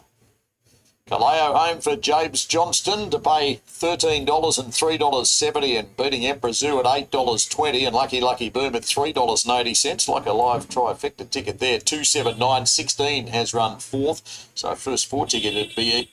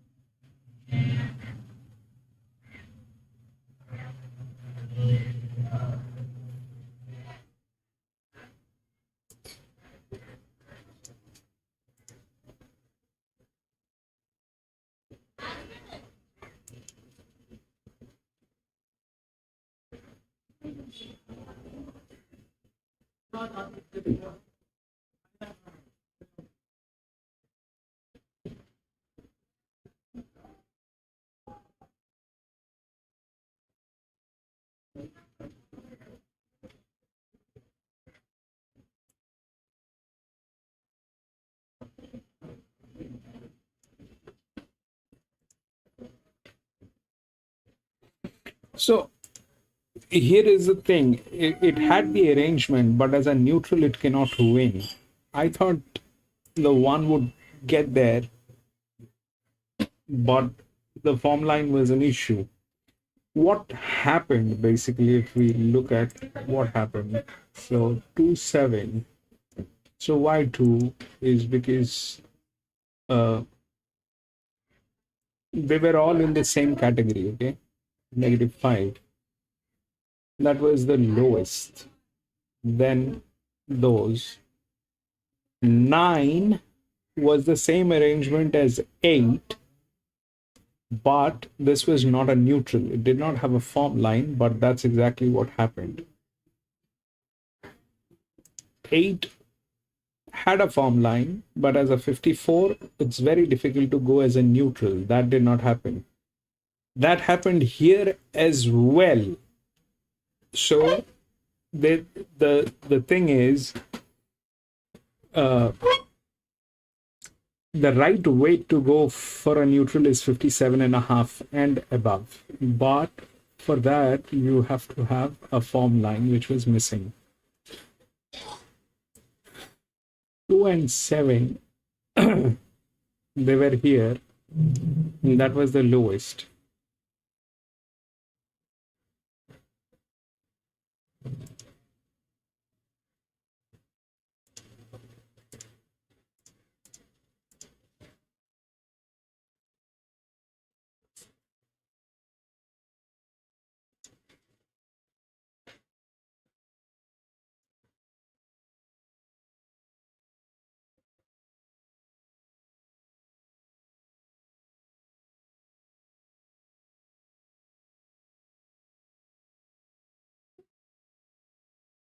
This is the Australian Cup.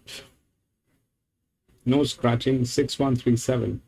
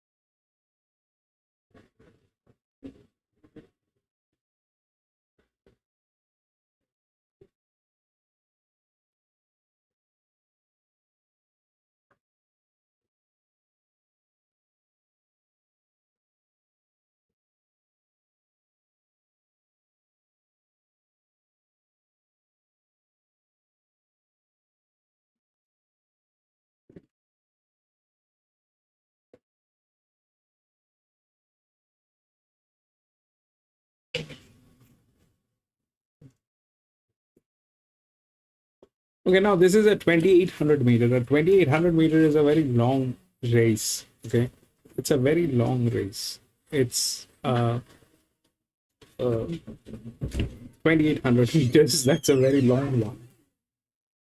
Now, what we've seen on the other day, where Atoman actually had won, and that was with the lowest weight,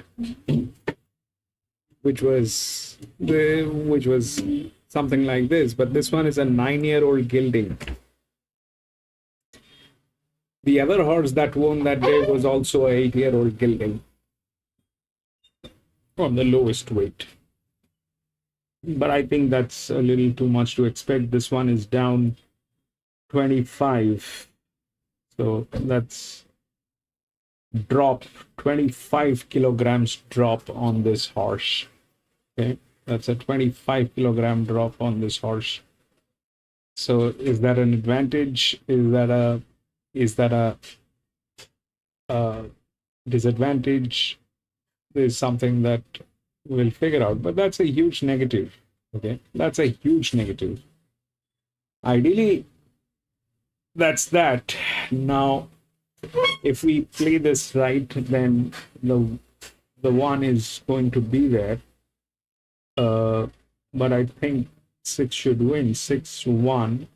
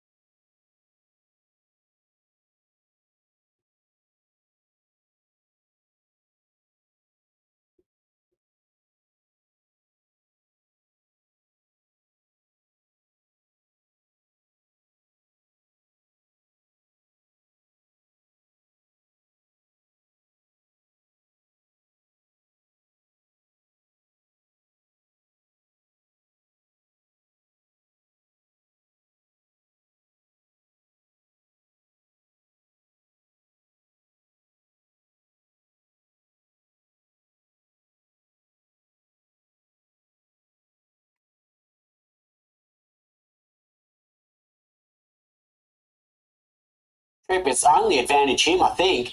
Look, relative weights are a real thing, but I'm not sure 3 kilos is enough for Boldsol to turn the tables. And look, he's clearly, I think, the one to beat, Highland Blaze, and probably should be shorter, I'd imagine. Boldsol with that 3 kilo swing is a danger. He's a very genuine stayer. He gives his all, there's no doubt about that.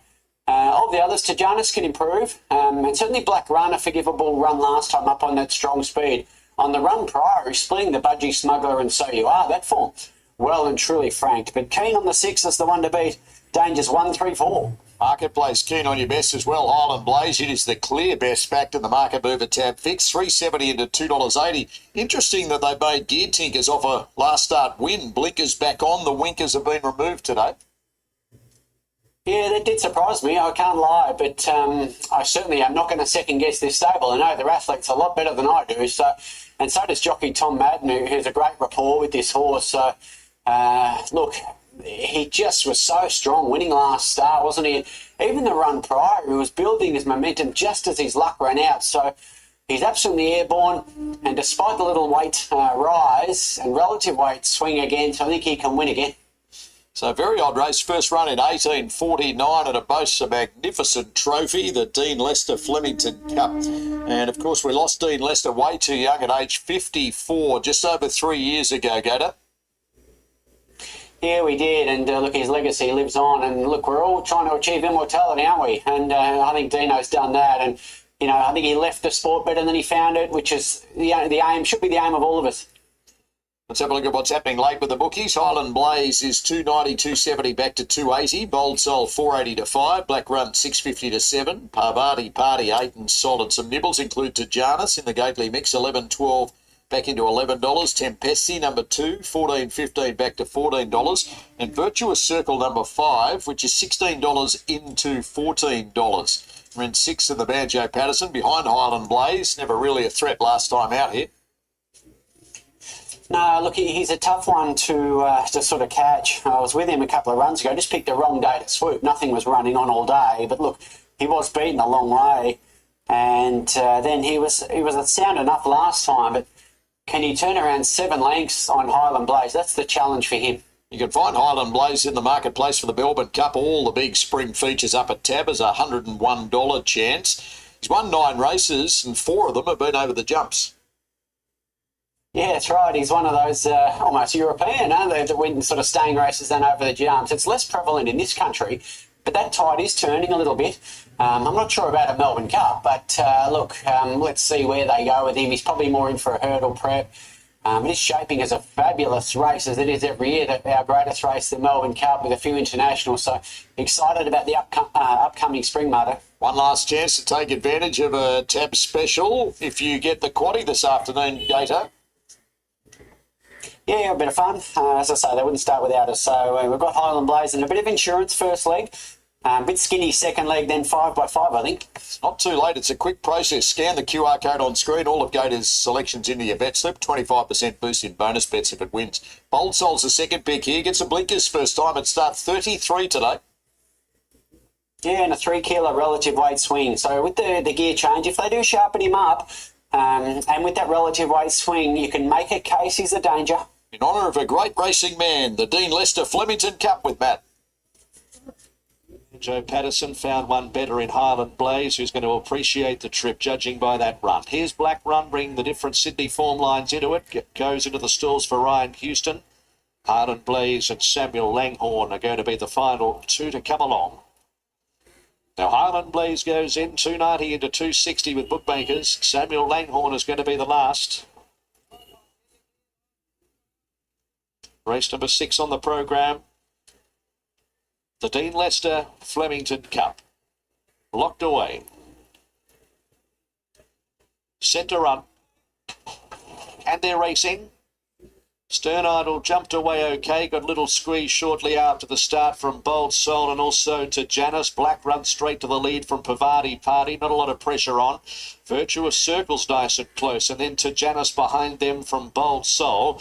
Highland Blaze is just a shade beyond centre field, settling the outside of Tempesti. Urban Outlook is third last from Stern Idol, and last of all is Samuel Langhorne.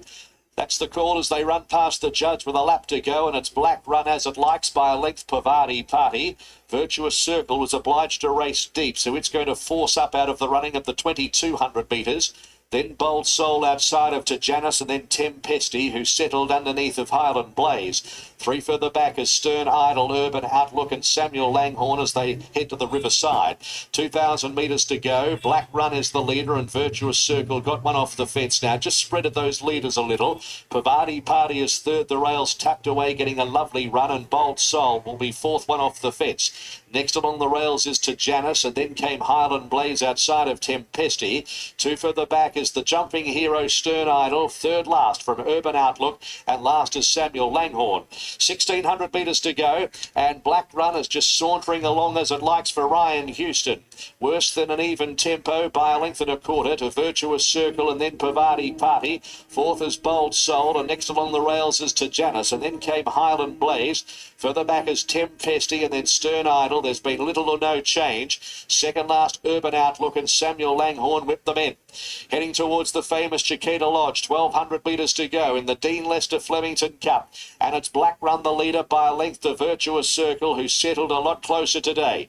3/4 of a length away, third along the rails, Pavadi Party. They were followed by Bold Soul. A length away to Janice, 3/4 Highland Blaze, the well-supported favourite in sixth place and would spot the lead about 6. Further back, Tempesty, Stern Idle, then Samuel Langhorne and Urban Outlook. Black Run in front of Virtuous Circle as they reach the 800 metres, and Virtuous Circle gets within a half length. Third is Pavadi Party, and then Bold Soul about to leave the slipstream out 3 wide, so Highland Blaze has something to follow into the race. Tempesty in between horses as they pack from Janice at the 600. Stern Idle, Samuel Langhorne well back in the field with Urban Outlook. They run for the money. Black Run, Virtuous Circle together. Then Bold Soul, who's now ridden up on the outside. There's a run for Pavadi Party if good enough on the fence. Then Tempesty and Highland Blaze just grinding away at the moment. So it's Black Run, 300 metres to go. Tries to dash away, but here comes Bold Soul and Pavadi Party up on the inside. Black Run grab by Pavadi Party, Bold Soul, Tempesty the middle. Great finish. Janice getting through, and Highland Blaze is still coming at them. They reach the line. Photo finish, Bold Soul. I reckon Bold Soul has won from either Highland Blaze, Tempesty, Janice and Pavadi Party, not beaten far from those. A 5-way go. Behind those horses then in the field was Black Run from Samuel Langhorne. Next to finish, Urban Outlook, Stern Idle and Virtuous Circle. Looks like it's going to be Bold Soul just from Highland Blaze. It looks like 1 beat 6 and 2 most likely. Tempesty in for fourth. Looks like Bold Soul has turned the tables courtesy of a 3 kilo weight swing on Highland Blaze. It has. There's the photo to prove it, Gator. Yeah, look, relative weights are a real thing. You know, science is real, whether you believe it or not. And, you know, that looked the difference. He just quickened a little bit better than Highland Blaze as well, didn't he? Highland Blaze just takes that time to wind up.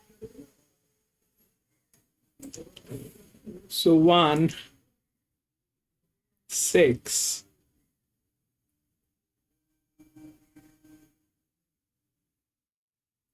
2.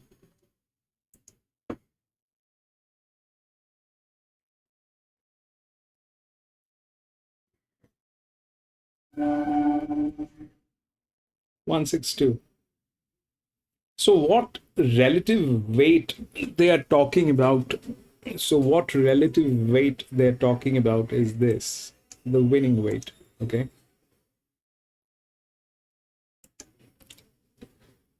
This.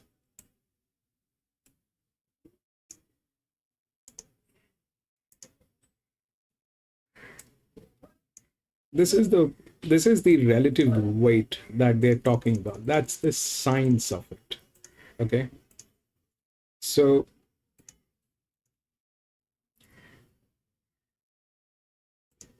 that is the science. Okay. Now the drop. What is the relative weight? And how the relative weight actually interacts is this, that the higher it is, that is a higher relative weight that we will get on this horse, and that has the higher potential.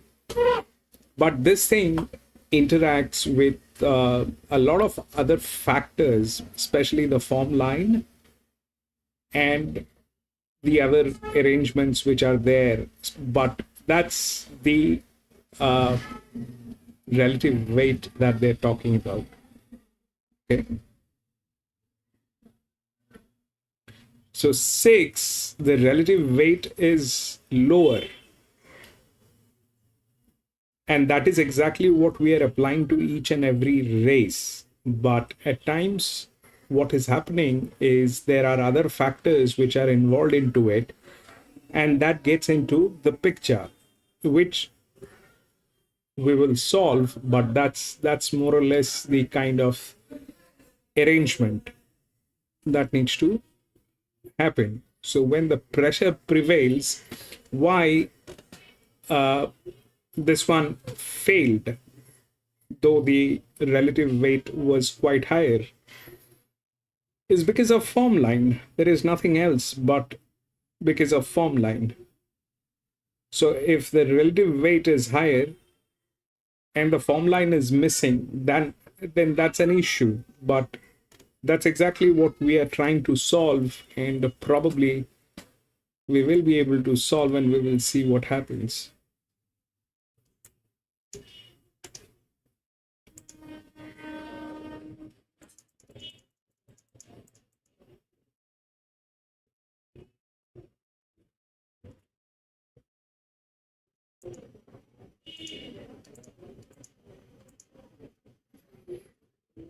We'll go to the next.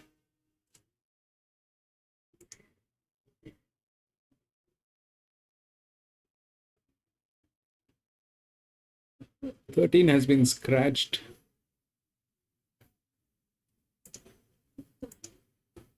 11, 4, 3, and 12.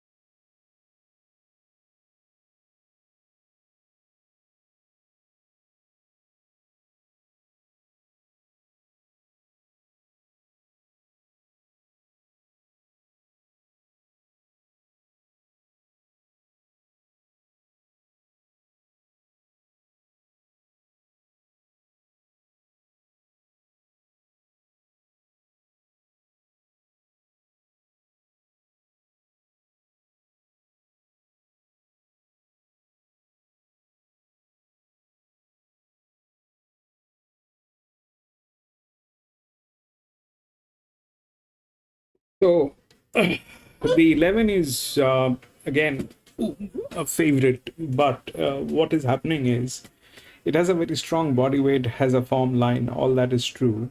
But again, on a 1200 meter, it is actually getting into trouble because that's a low weight. A 1200 meter would require weight. In that order, the 3 is right, but the 3 is losing weight and is not in a great shape. The competition is very high on 3. It is exactly like the 7 which was here. You know, they're losing weight. That did not happen. So what happened basically is 1 went through, 6 came in second. So these are the questions of the relative weight. What I mean, let's not talk about relative weight at this point of time. We are still trying to figure that thing out, how that interacts and how, at what distance, with what age. There are quite a few factors. It's just not one. We are trying to do it with 50 or more, about 50 different columns. But point is this, that the house is not going to make it easy for us. They will never make it easy for us. It is always going to be a game of,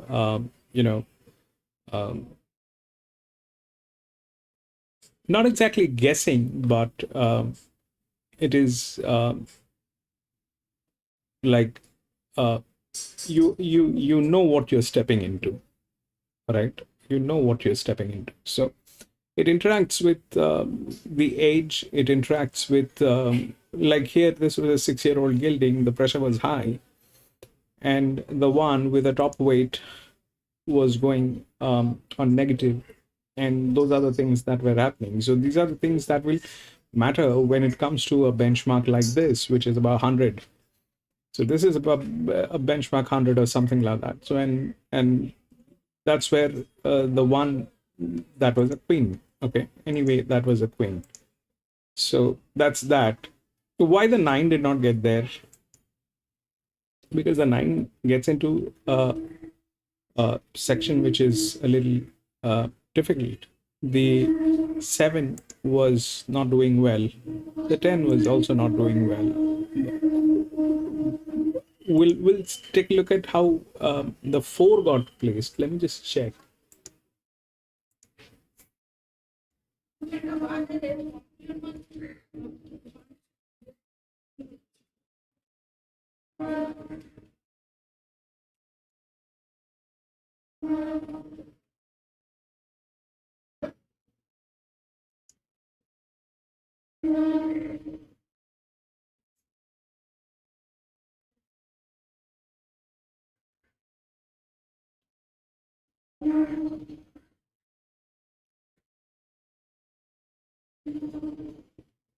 One, 6, 2, and 7.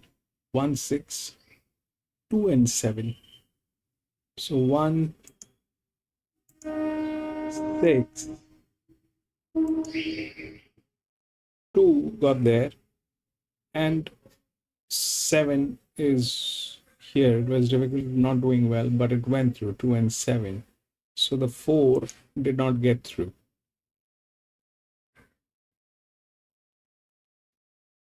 Though it had the opportunity, but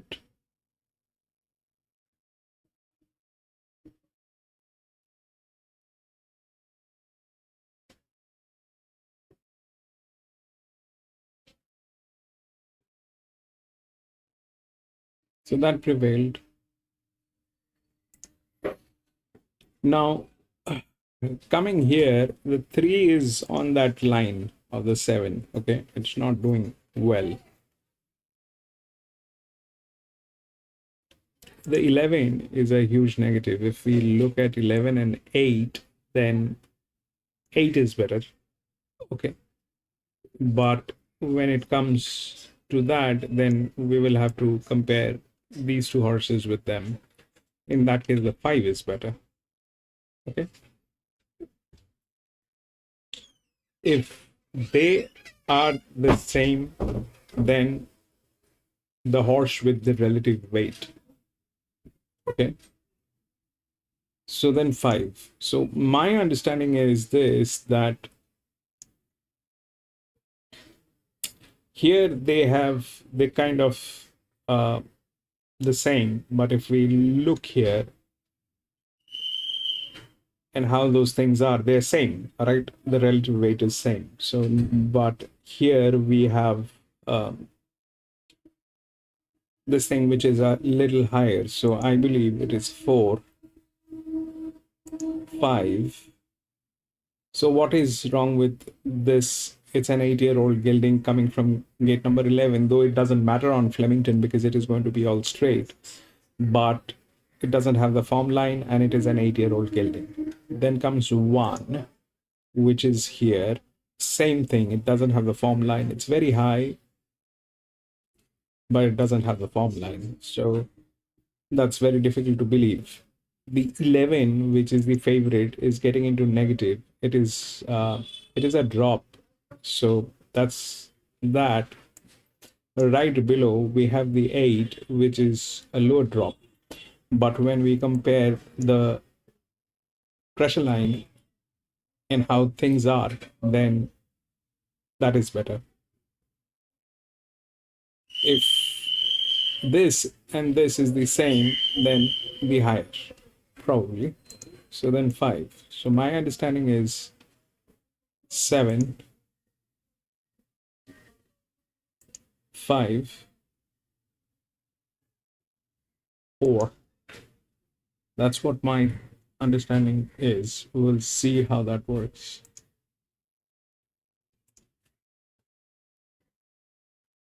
Gate. Good night, Gate.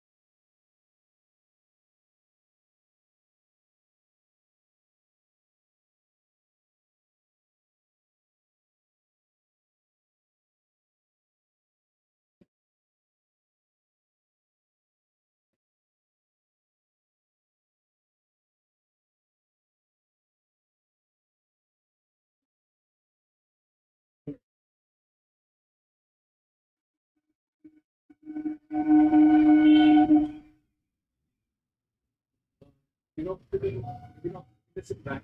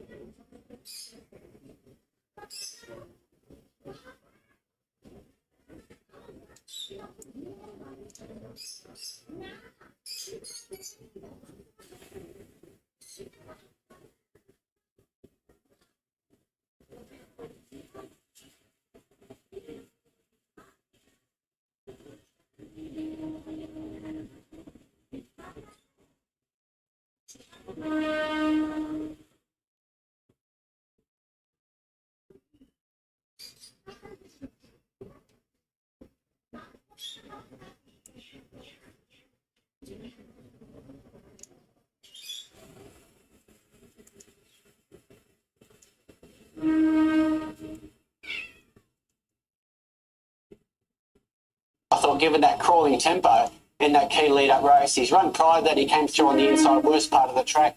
Go back 3 runs, he's winning like the horse we thought he was going to be as a younger athlete. Lost his way a bit. I think he's back. This 3-year-old's going to take some beating. Ferrari down in the weights. She was terrific chasing wise. In the horse she beat prior to that, that was at the Creswick final last start on the same day as the Moby Dick race, the Santa Ana Lane series there. Royal Insignia could be the big improver here. A soft 5 would have been better. A 6 is okay, but the drier the better for him. He's a key winning hope. And Mr. Verse, perhaps the pick of the roughies here. Good little horse, good horse on his day. And he's trialled well. So I'm going to go Moby Dick on top. 4, 3, 11, 9. Gator, there was something in that for all of us. Ferrari, 250 out to 290 is the tab fixed odds favourite. Moby Dick went up at $8 and is into $7.50. Royal Insignia in the Gately mix, best back to roll both quite comfortably, $12 into $8.50. That's the tab read over to the bookies. Ferrari, 270 to 280. Moby Dick, 8 to 750. Royal Insignia went up shorter than tab, 8.9 back to $8.50. Great Maximus, number 1, had some fans. It's 11 out to 14. Back into $11, ticking along well at the moment without winning. Blinkers removed, Winkers first time. What's the read, Great Maximus? Yeah, he's very genuine, isn't he? I mean, he's got to make up 4 lengths on Moby Dick from a clash 2 runs back. He does get a bit of weight relief with the claim this time. So, look, his last start effort was sound as well. That's the winner's edge for him. That horse, of course, went on to win last week's Monash Stakes. So, yeah, he's in the mix. The inside draw had me a little concerned, but it's held up well in the today, no doubt. Late with the bagman, there's any number of them firming in at longer odds. Let's start with Mr. Verse number 9, which is 15, 16 into $14. It's had a stable switch, blinkers removed and other tinkers. 5th at the Caulfield Trials, then placed 1 of 2 jump outs. Yeah, the best of the roughies for mine. He resumes here. He won a benchmark 70 Sunshine Coast fresh last prep. He did it with 59 kilos as well. He's a good horse. He's trialling well, and I'm wary of him. Steel move, 16 to 18, back into $16. Bumped into the informed winner's edge and duck egg to it last time out.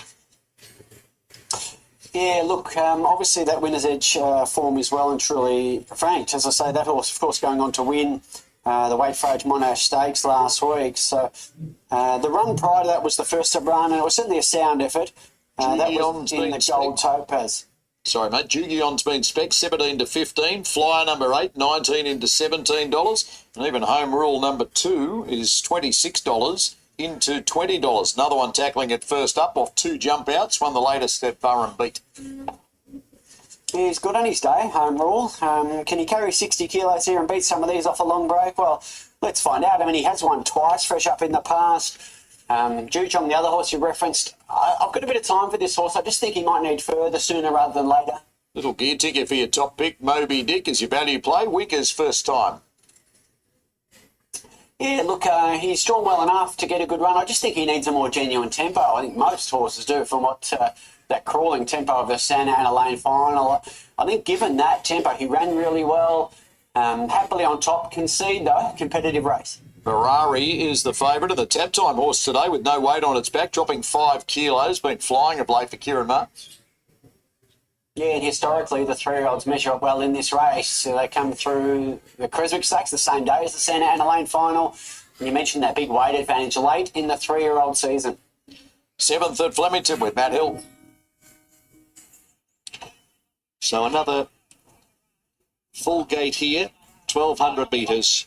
Piastri, the last one to join them, has the services of jockey Craig Williams. Here's Piastri, takes the outside, and they're locked away. Set at the top of the famous straight 6. They're ready. Stalls are back and away. Home Rule began quickly. Flyer away smartly with also Barari in the predominantly white jacket.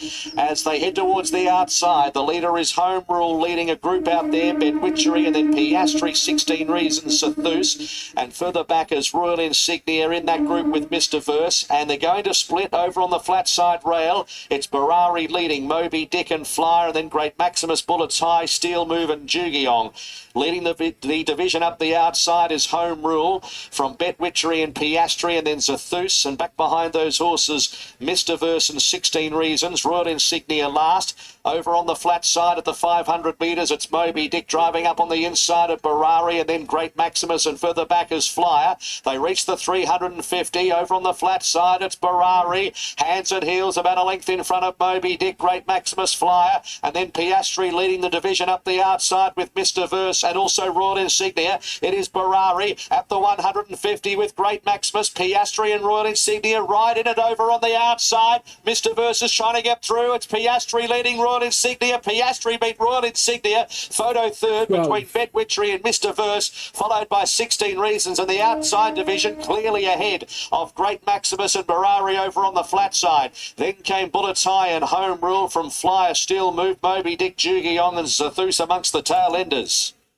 Piastri for Craig Williams puts them away in the 12 range across all of the totes. Looks like Royal Insignia 3 will get second. Now for third and fourth, I reckon 6 for Witchery is prominent, and 9 between runners alongside it is Mr. Verse. So it will be 12 from 3, and then 6 and 9 it is close for third. Piastri, that's its first win in just under 700 days, Gator.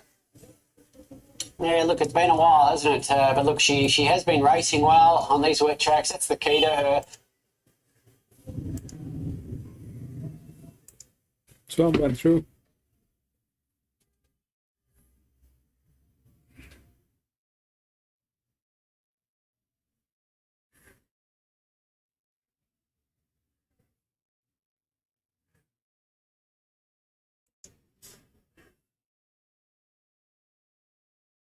Twelve, 3, 6 and 9.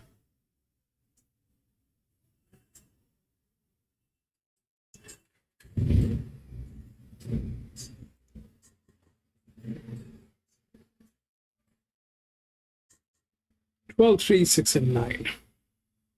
I will move on to the next 2000 meter benchmark 100.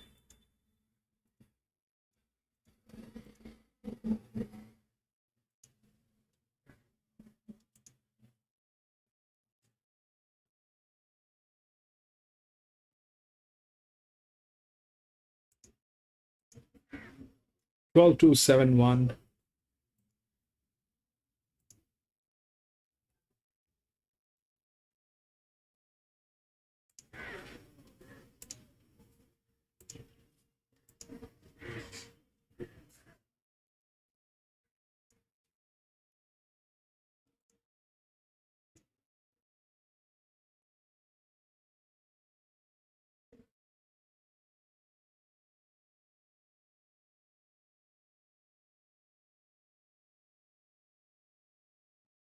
That will not happen.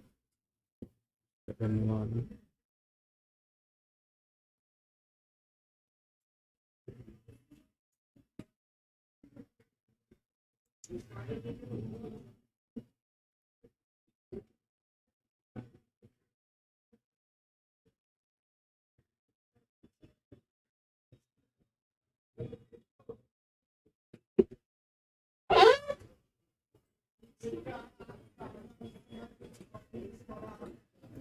So what is wrong with 12? 12 is the same thing. As a 53 cannot go as a neutral. That will be difficult. Plus it is a negative 8. So that's that part of the story.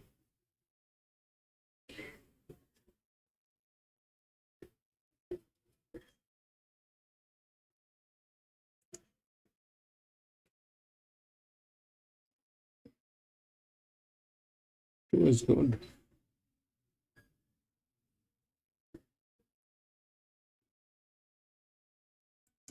Seven is on the difficult side.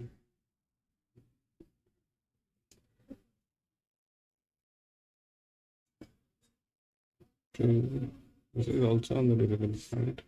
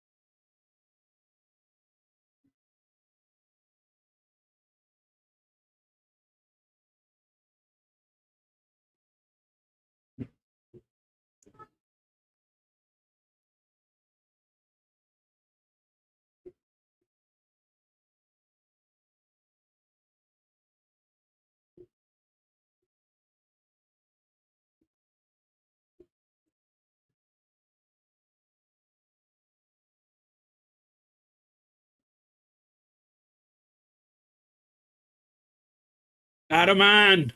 3 win, big bet. 3. The 9-year-old.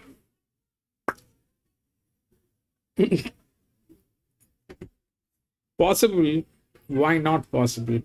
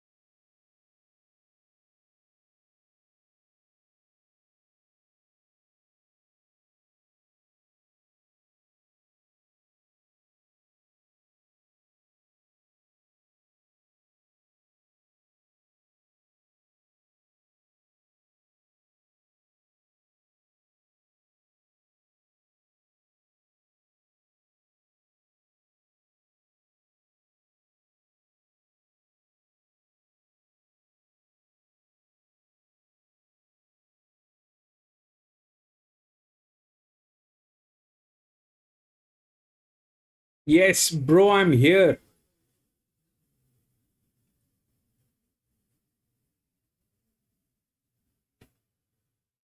12,825 Flemington race 8.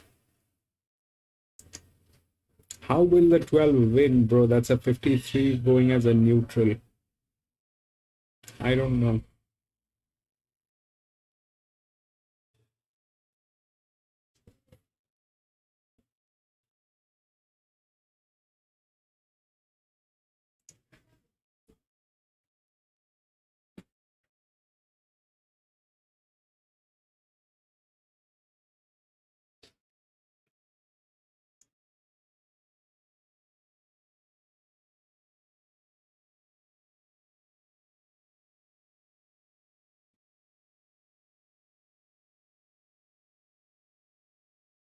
One thing that can happen is this, that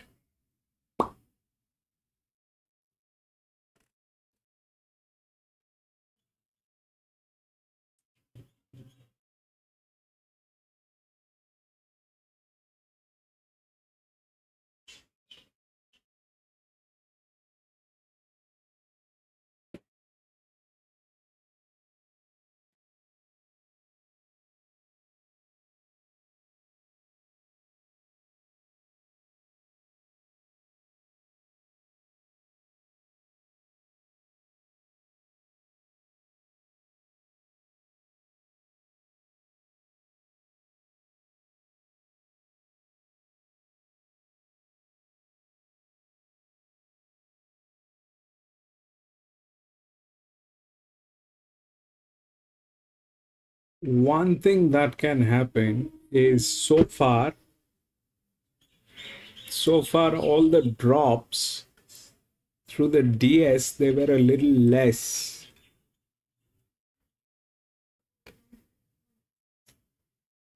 This one is intact. But even then, how will it go as a 53 as a neutral?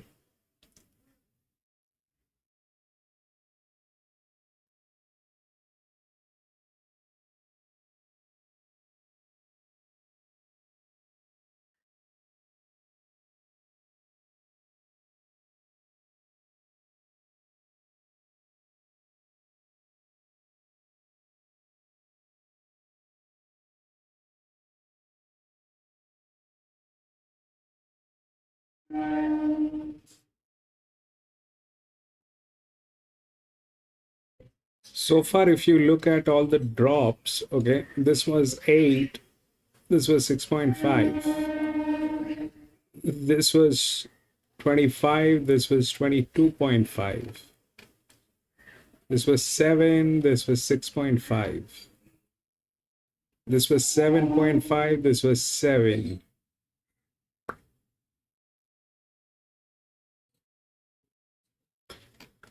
All that was like that, but this one is 8 and minus 8, so that is one thing which is in its support. But even then, 53 as a neutral.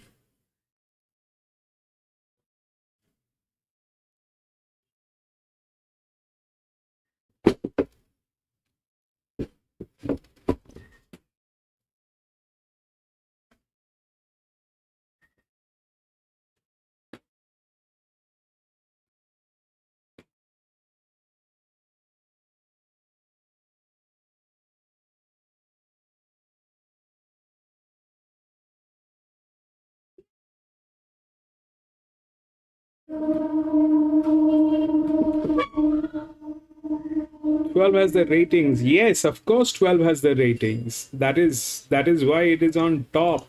It is that's exactly what, during the commentary he was talking about the relative weight. What is the relative weight? And that's the relative weight. Okay. And it's not that nobody comes across, but that's how things are. Okay. There are others also.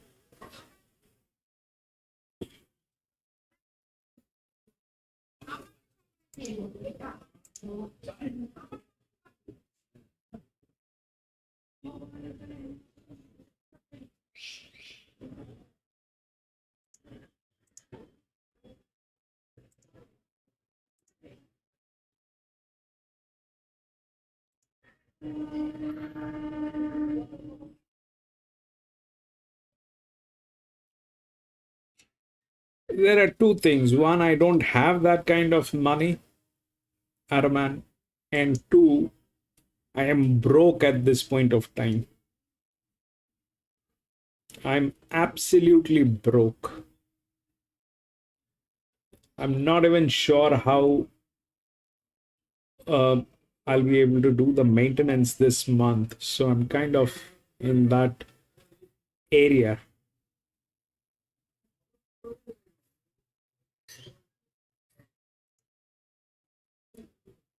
And two, and lastly, I don't play like that. I don't put, I mean, I'm still not in that kind of a situation where I can confidently say or talk about those amounts and involve into those amounts. But yes, once we have those things, probably once we are a little streamlined in terms of how the form line is getting affected, there are few things which needs to rectify. We've got majority of the things done, but definitely the form line stays an issue.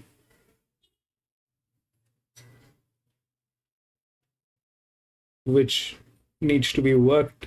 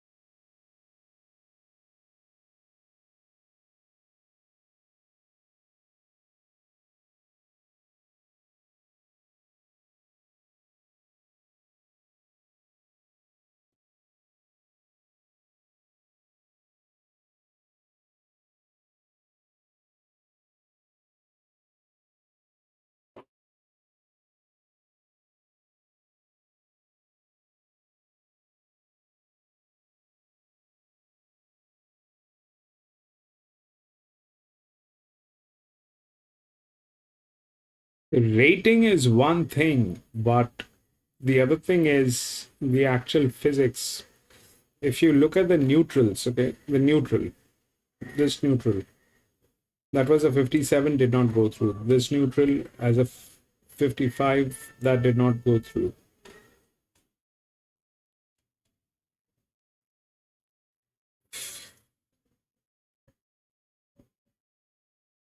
Did not go through, okay. That was very high hopes on that horse, did not go through as a neutral. Even that 58.5 did not go through as a neutral because it did not have a form line, okay. Here, this did not go through as a neutral. Did not go through as a neutral, 51. 56 did not go through as a neutral. These two did not go through as a neutral. So point is this, bro.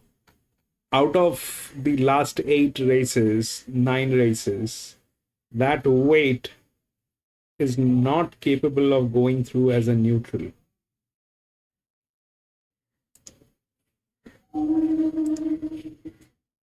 It might, if it goes, why will it go? Let's understand that. If it goes, why will it go? And how will it go?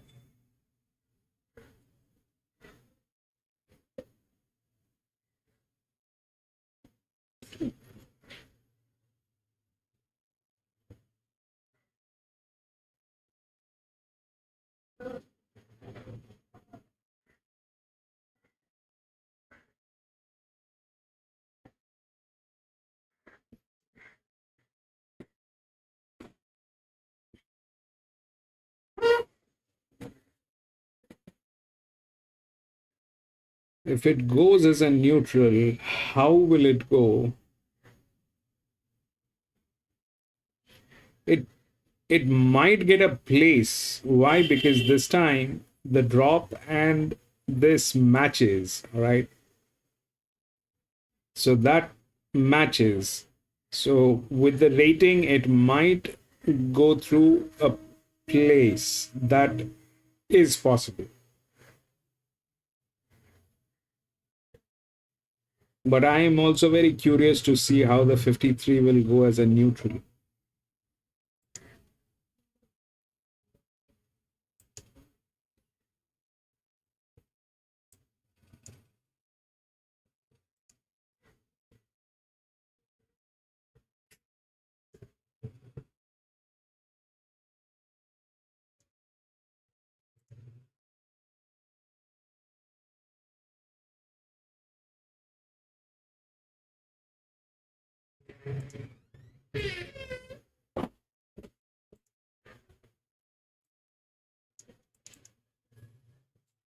$10, slightly firmer track than its last couple.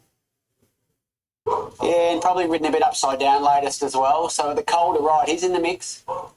St George is right in the mix because it's your top pick. A talented import, he's Group 2 place. $34 for the Melbourne Cup, $51 for the Caulfield Cup in those early spring markets with Tab.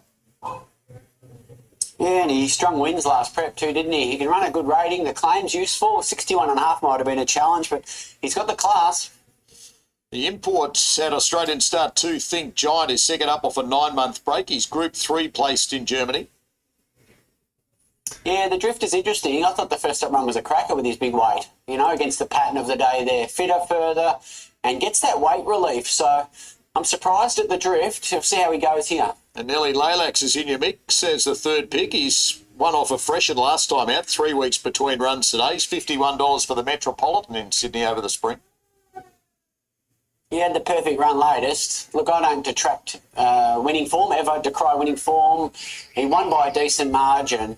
He maps for a good run again, so he's clearly in the mix. I will say he had a pattern onside last time, which favoured him. Another late sprinkle of money for one at longer odds tackling this first up, and it's Braden Star, horse number 4 for Luke Cartwright, Busset and Young. It's $31 into $26. Braden Star has won fresh before. Yeah, he has. It was a while back. He's only off a 10-week fresh, and so there should be residual fitness here. He ran really well first up last time in, beating 3.3 lengths off a similar break behind a horse called St George. Second last at Flemington with Matt. 1,000 metres for Freedom Rally going up to a wide store. And Smoke and Roman's the last. Smoke and Roman's coming up. Famous starting point, the 2,000 metres at headquarters, and they're in. Blocked away.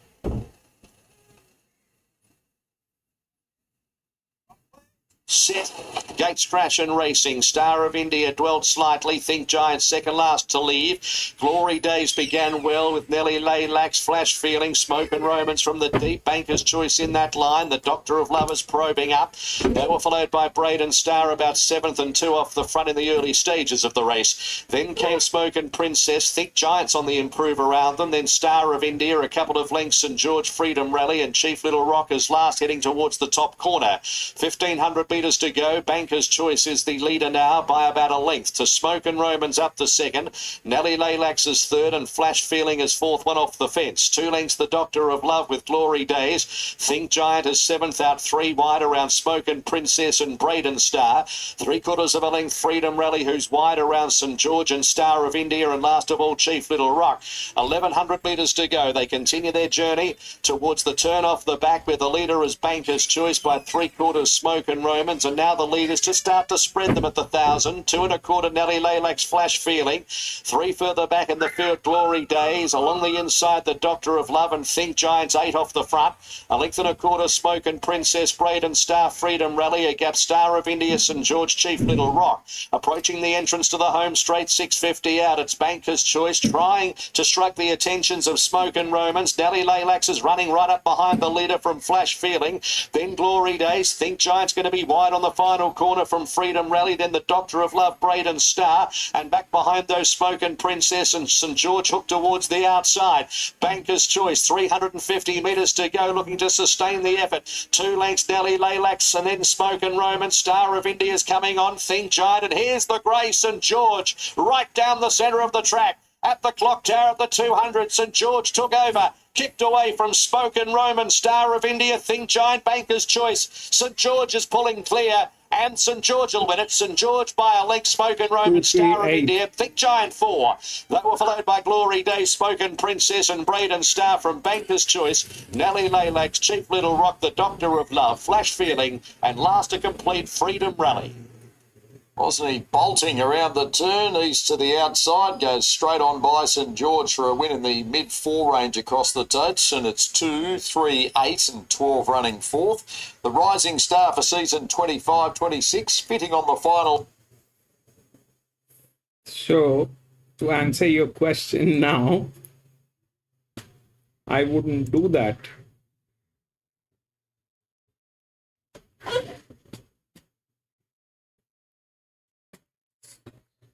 Two, 3, 8 and 12. 2,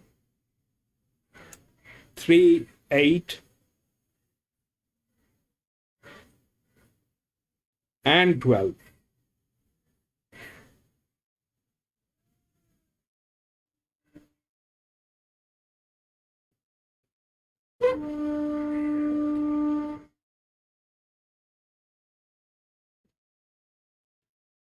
Two, 3, 8.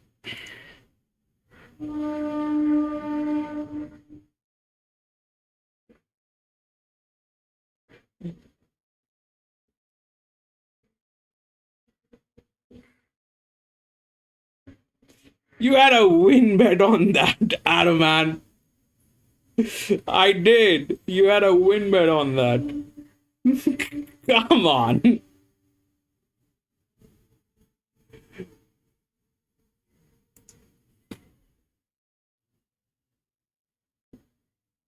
Two, 3, 8, and then 12. The 3 got there.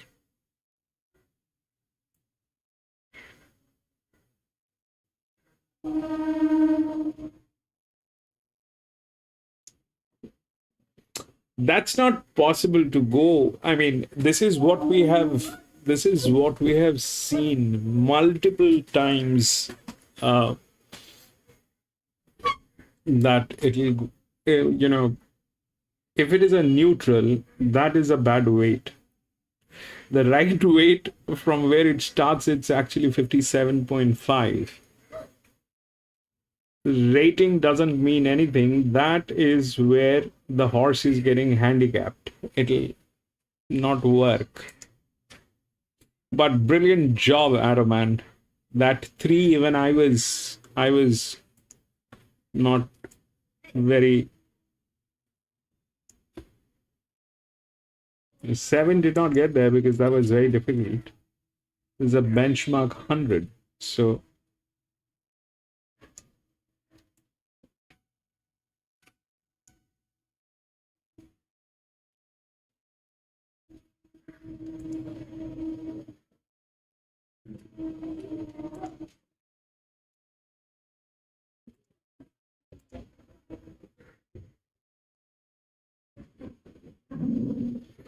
but whatever that is, Araman, you had those numbers, which was crucial. I mean, you had the I mean, the courage to actually talk about 3, which was a 9-year-old gilding, which is the thing. I was also worried, but then I looked at how that is balanced here, and you were right. So, but those are, I mean, those are the things that needs a lot of I don't want to say the word, but the jewels. You basically you took a risk on that, and that paid off, which is good. And that's exactly where the game was. Those are the numbers. The 5 was getting higher, this was getting higher, so those things did not get there. But that's exactly the point. The point is this, that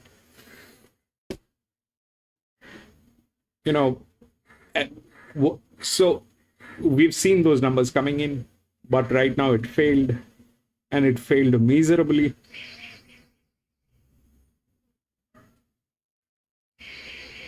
But that's exactly where I think we need to work here on that. That's exactly what I was talking about, that we need to work here on this form line section to get this thing cleared. We'll do that anyway. We'll take a look at 9.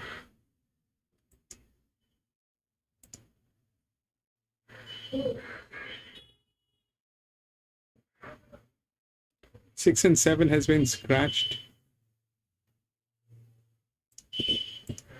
11, 13, 4, and 9.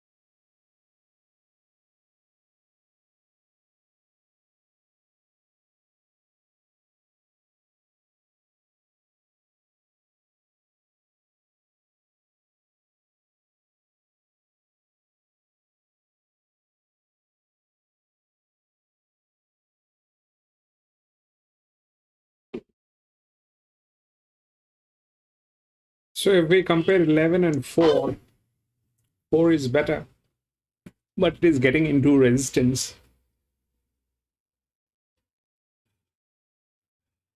Out here, these two are better, out of which one is the best, but lacks form line.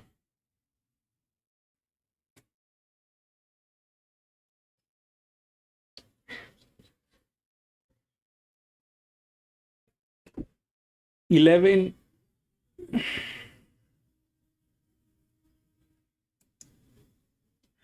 4.9, 4.5, this is negative. This is 4 is better, but it is getting into negative. 1 is not getting into negative, but it's a 7-year-old. That is a 2.5. So that's that, and that's that. 9.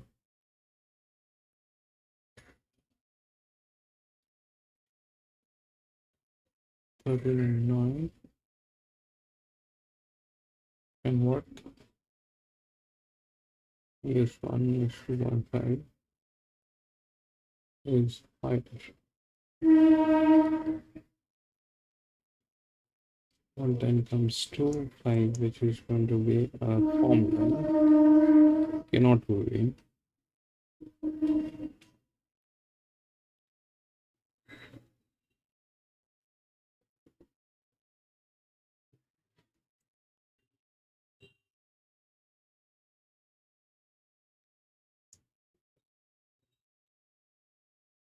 Two.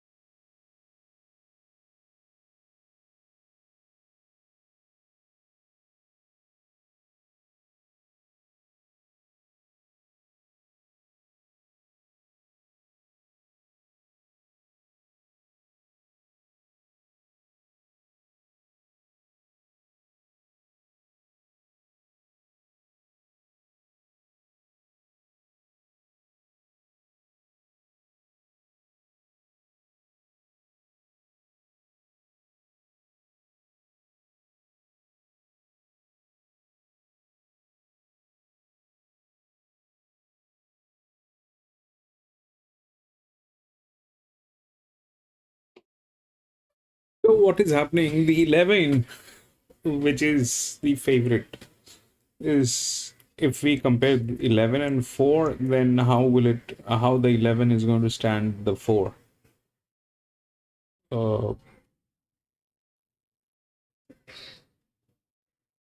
Okay, that's that part of the story. Then I then 1 is very strong. Okay, the 1 is very strong, but it doesn't have a form line. They're bleeding 78%. That's a very difficult thing to believe. The 5 cannot win. Why? Because it is again the same thing as this one. It cannot win, all right, with a neutral. The 5 cannot win as a neutral. It will not win. But if we look at the arrangement, then probably it is there in the game. Okay. It should come if they are the same in weight and the difficulty is less on this, then ideally 5 should be the next. 4, 5. Anyway, it drops. All right. Anyway, the idea is it will drop from a high pressure to a low pressure. It will drop every time. Probably it is like that. Like here, if you look at what happened to 1, then 3 dropped, then it is 8 here, further drop, and then it went up here 12. So it is always like that. It's positive, negative, positive, negative. So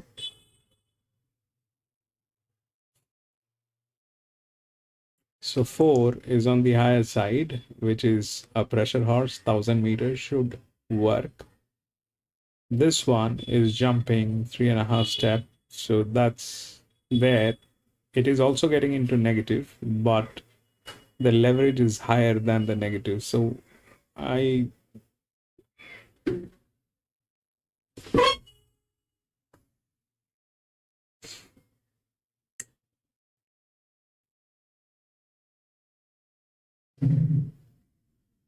but they're both negative. That is a problem. So we'll see. 4, I think, and the 5 is in between, probably. 5, then 13 and 9, probably.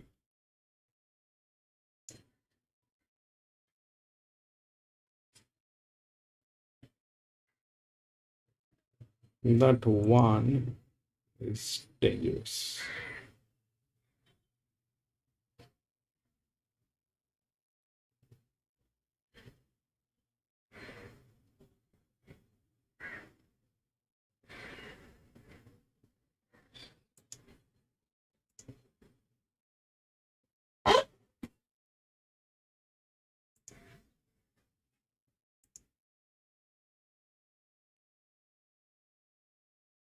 Eight, 9, 3.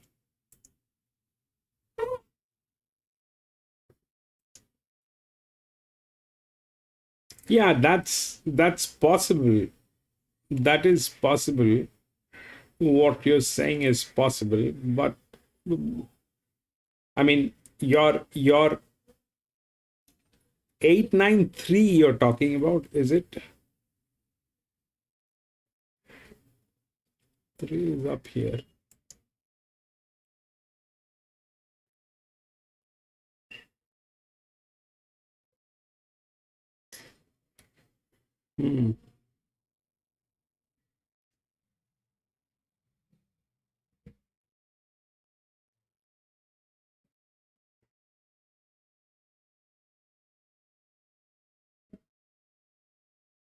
That's like a 48, man. That's the worst scenario. That 3 is like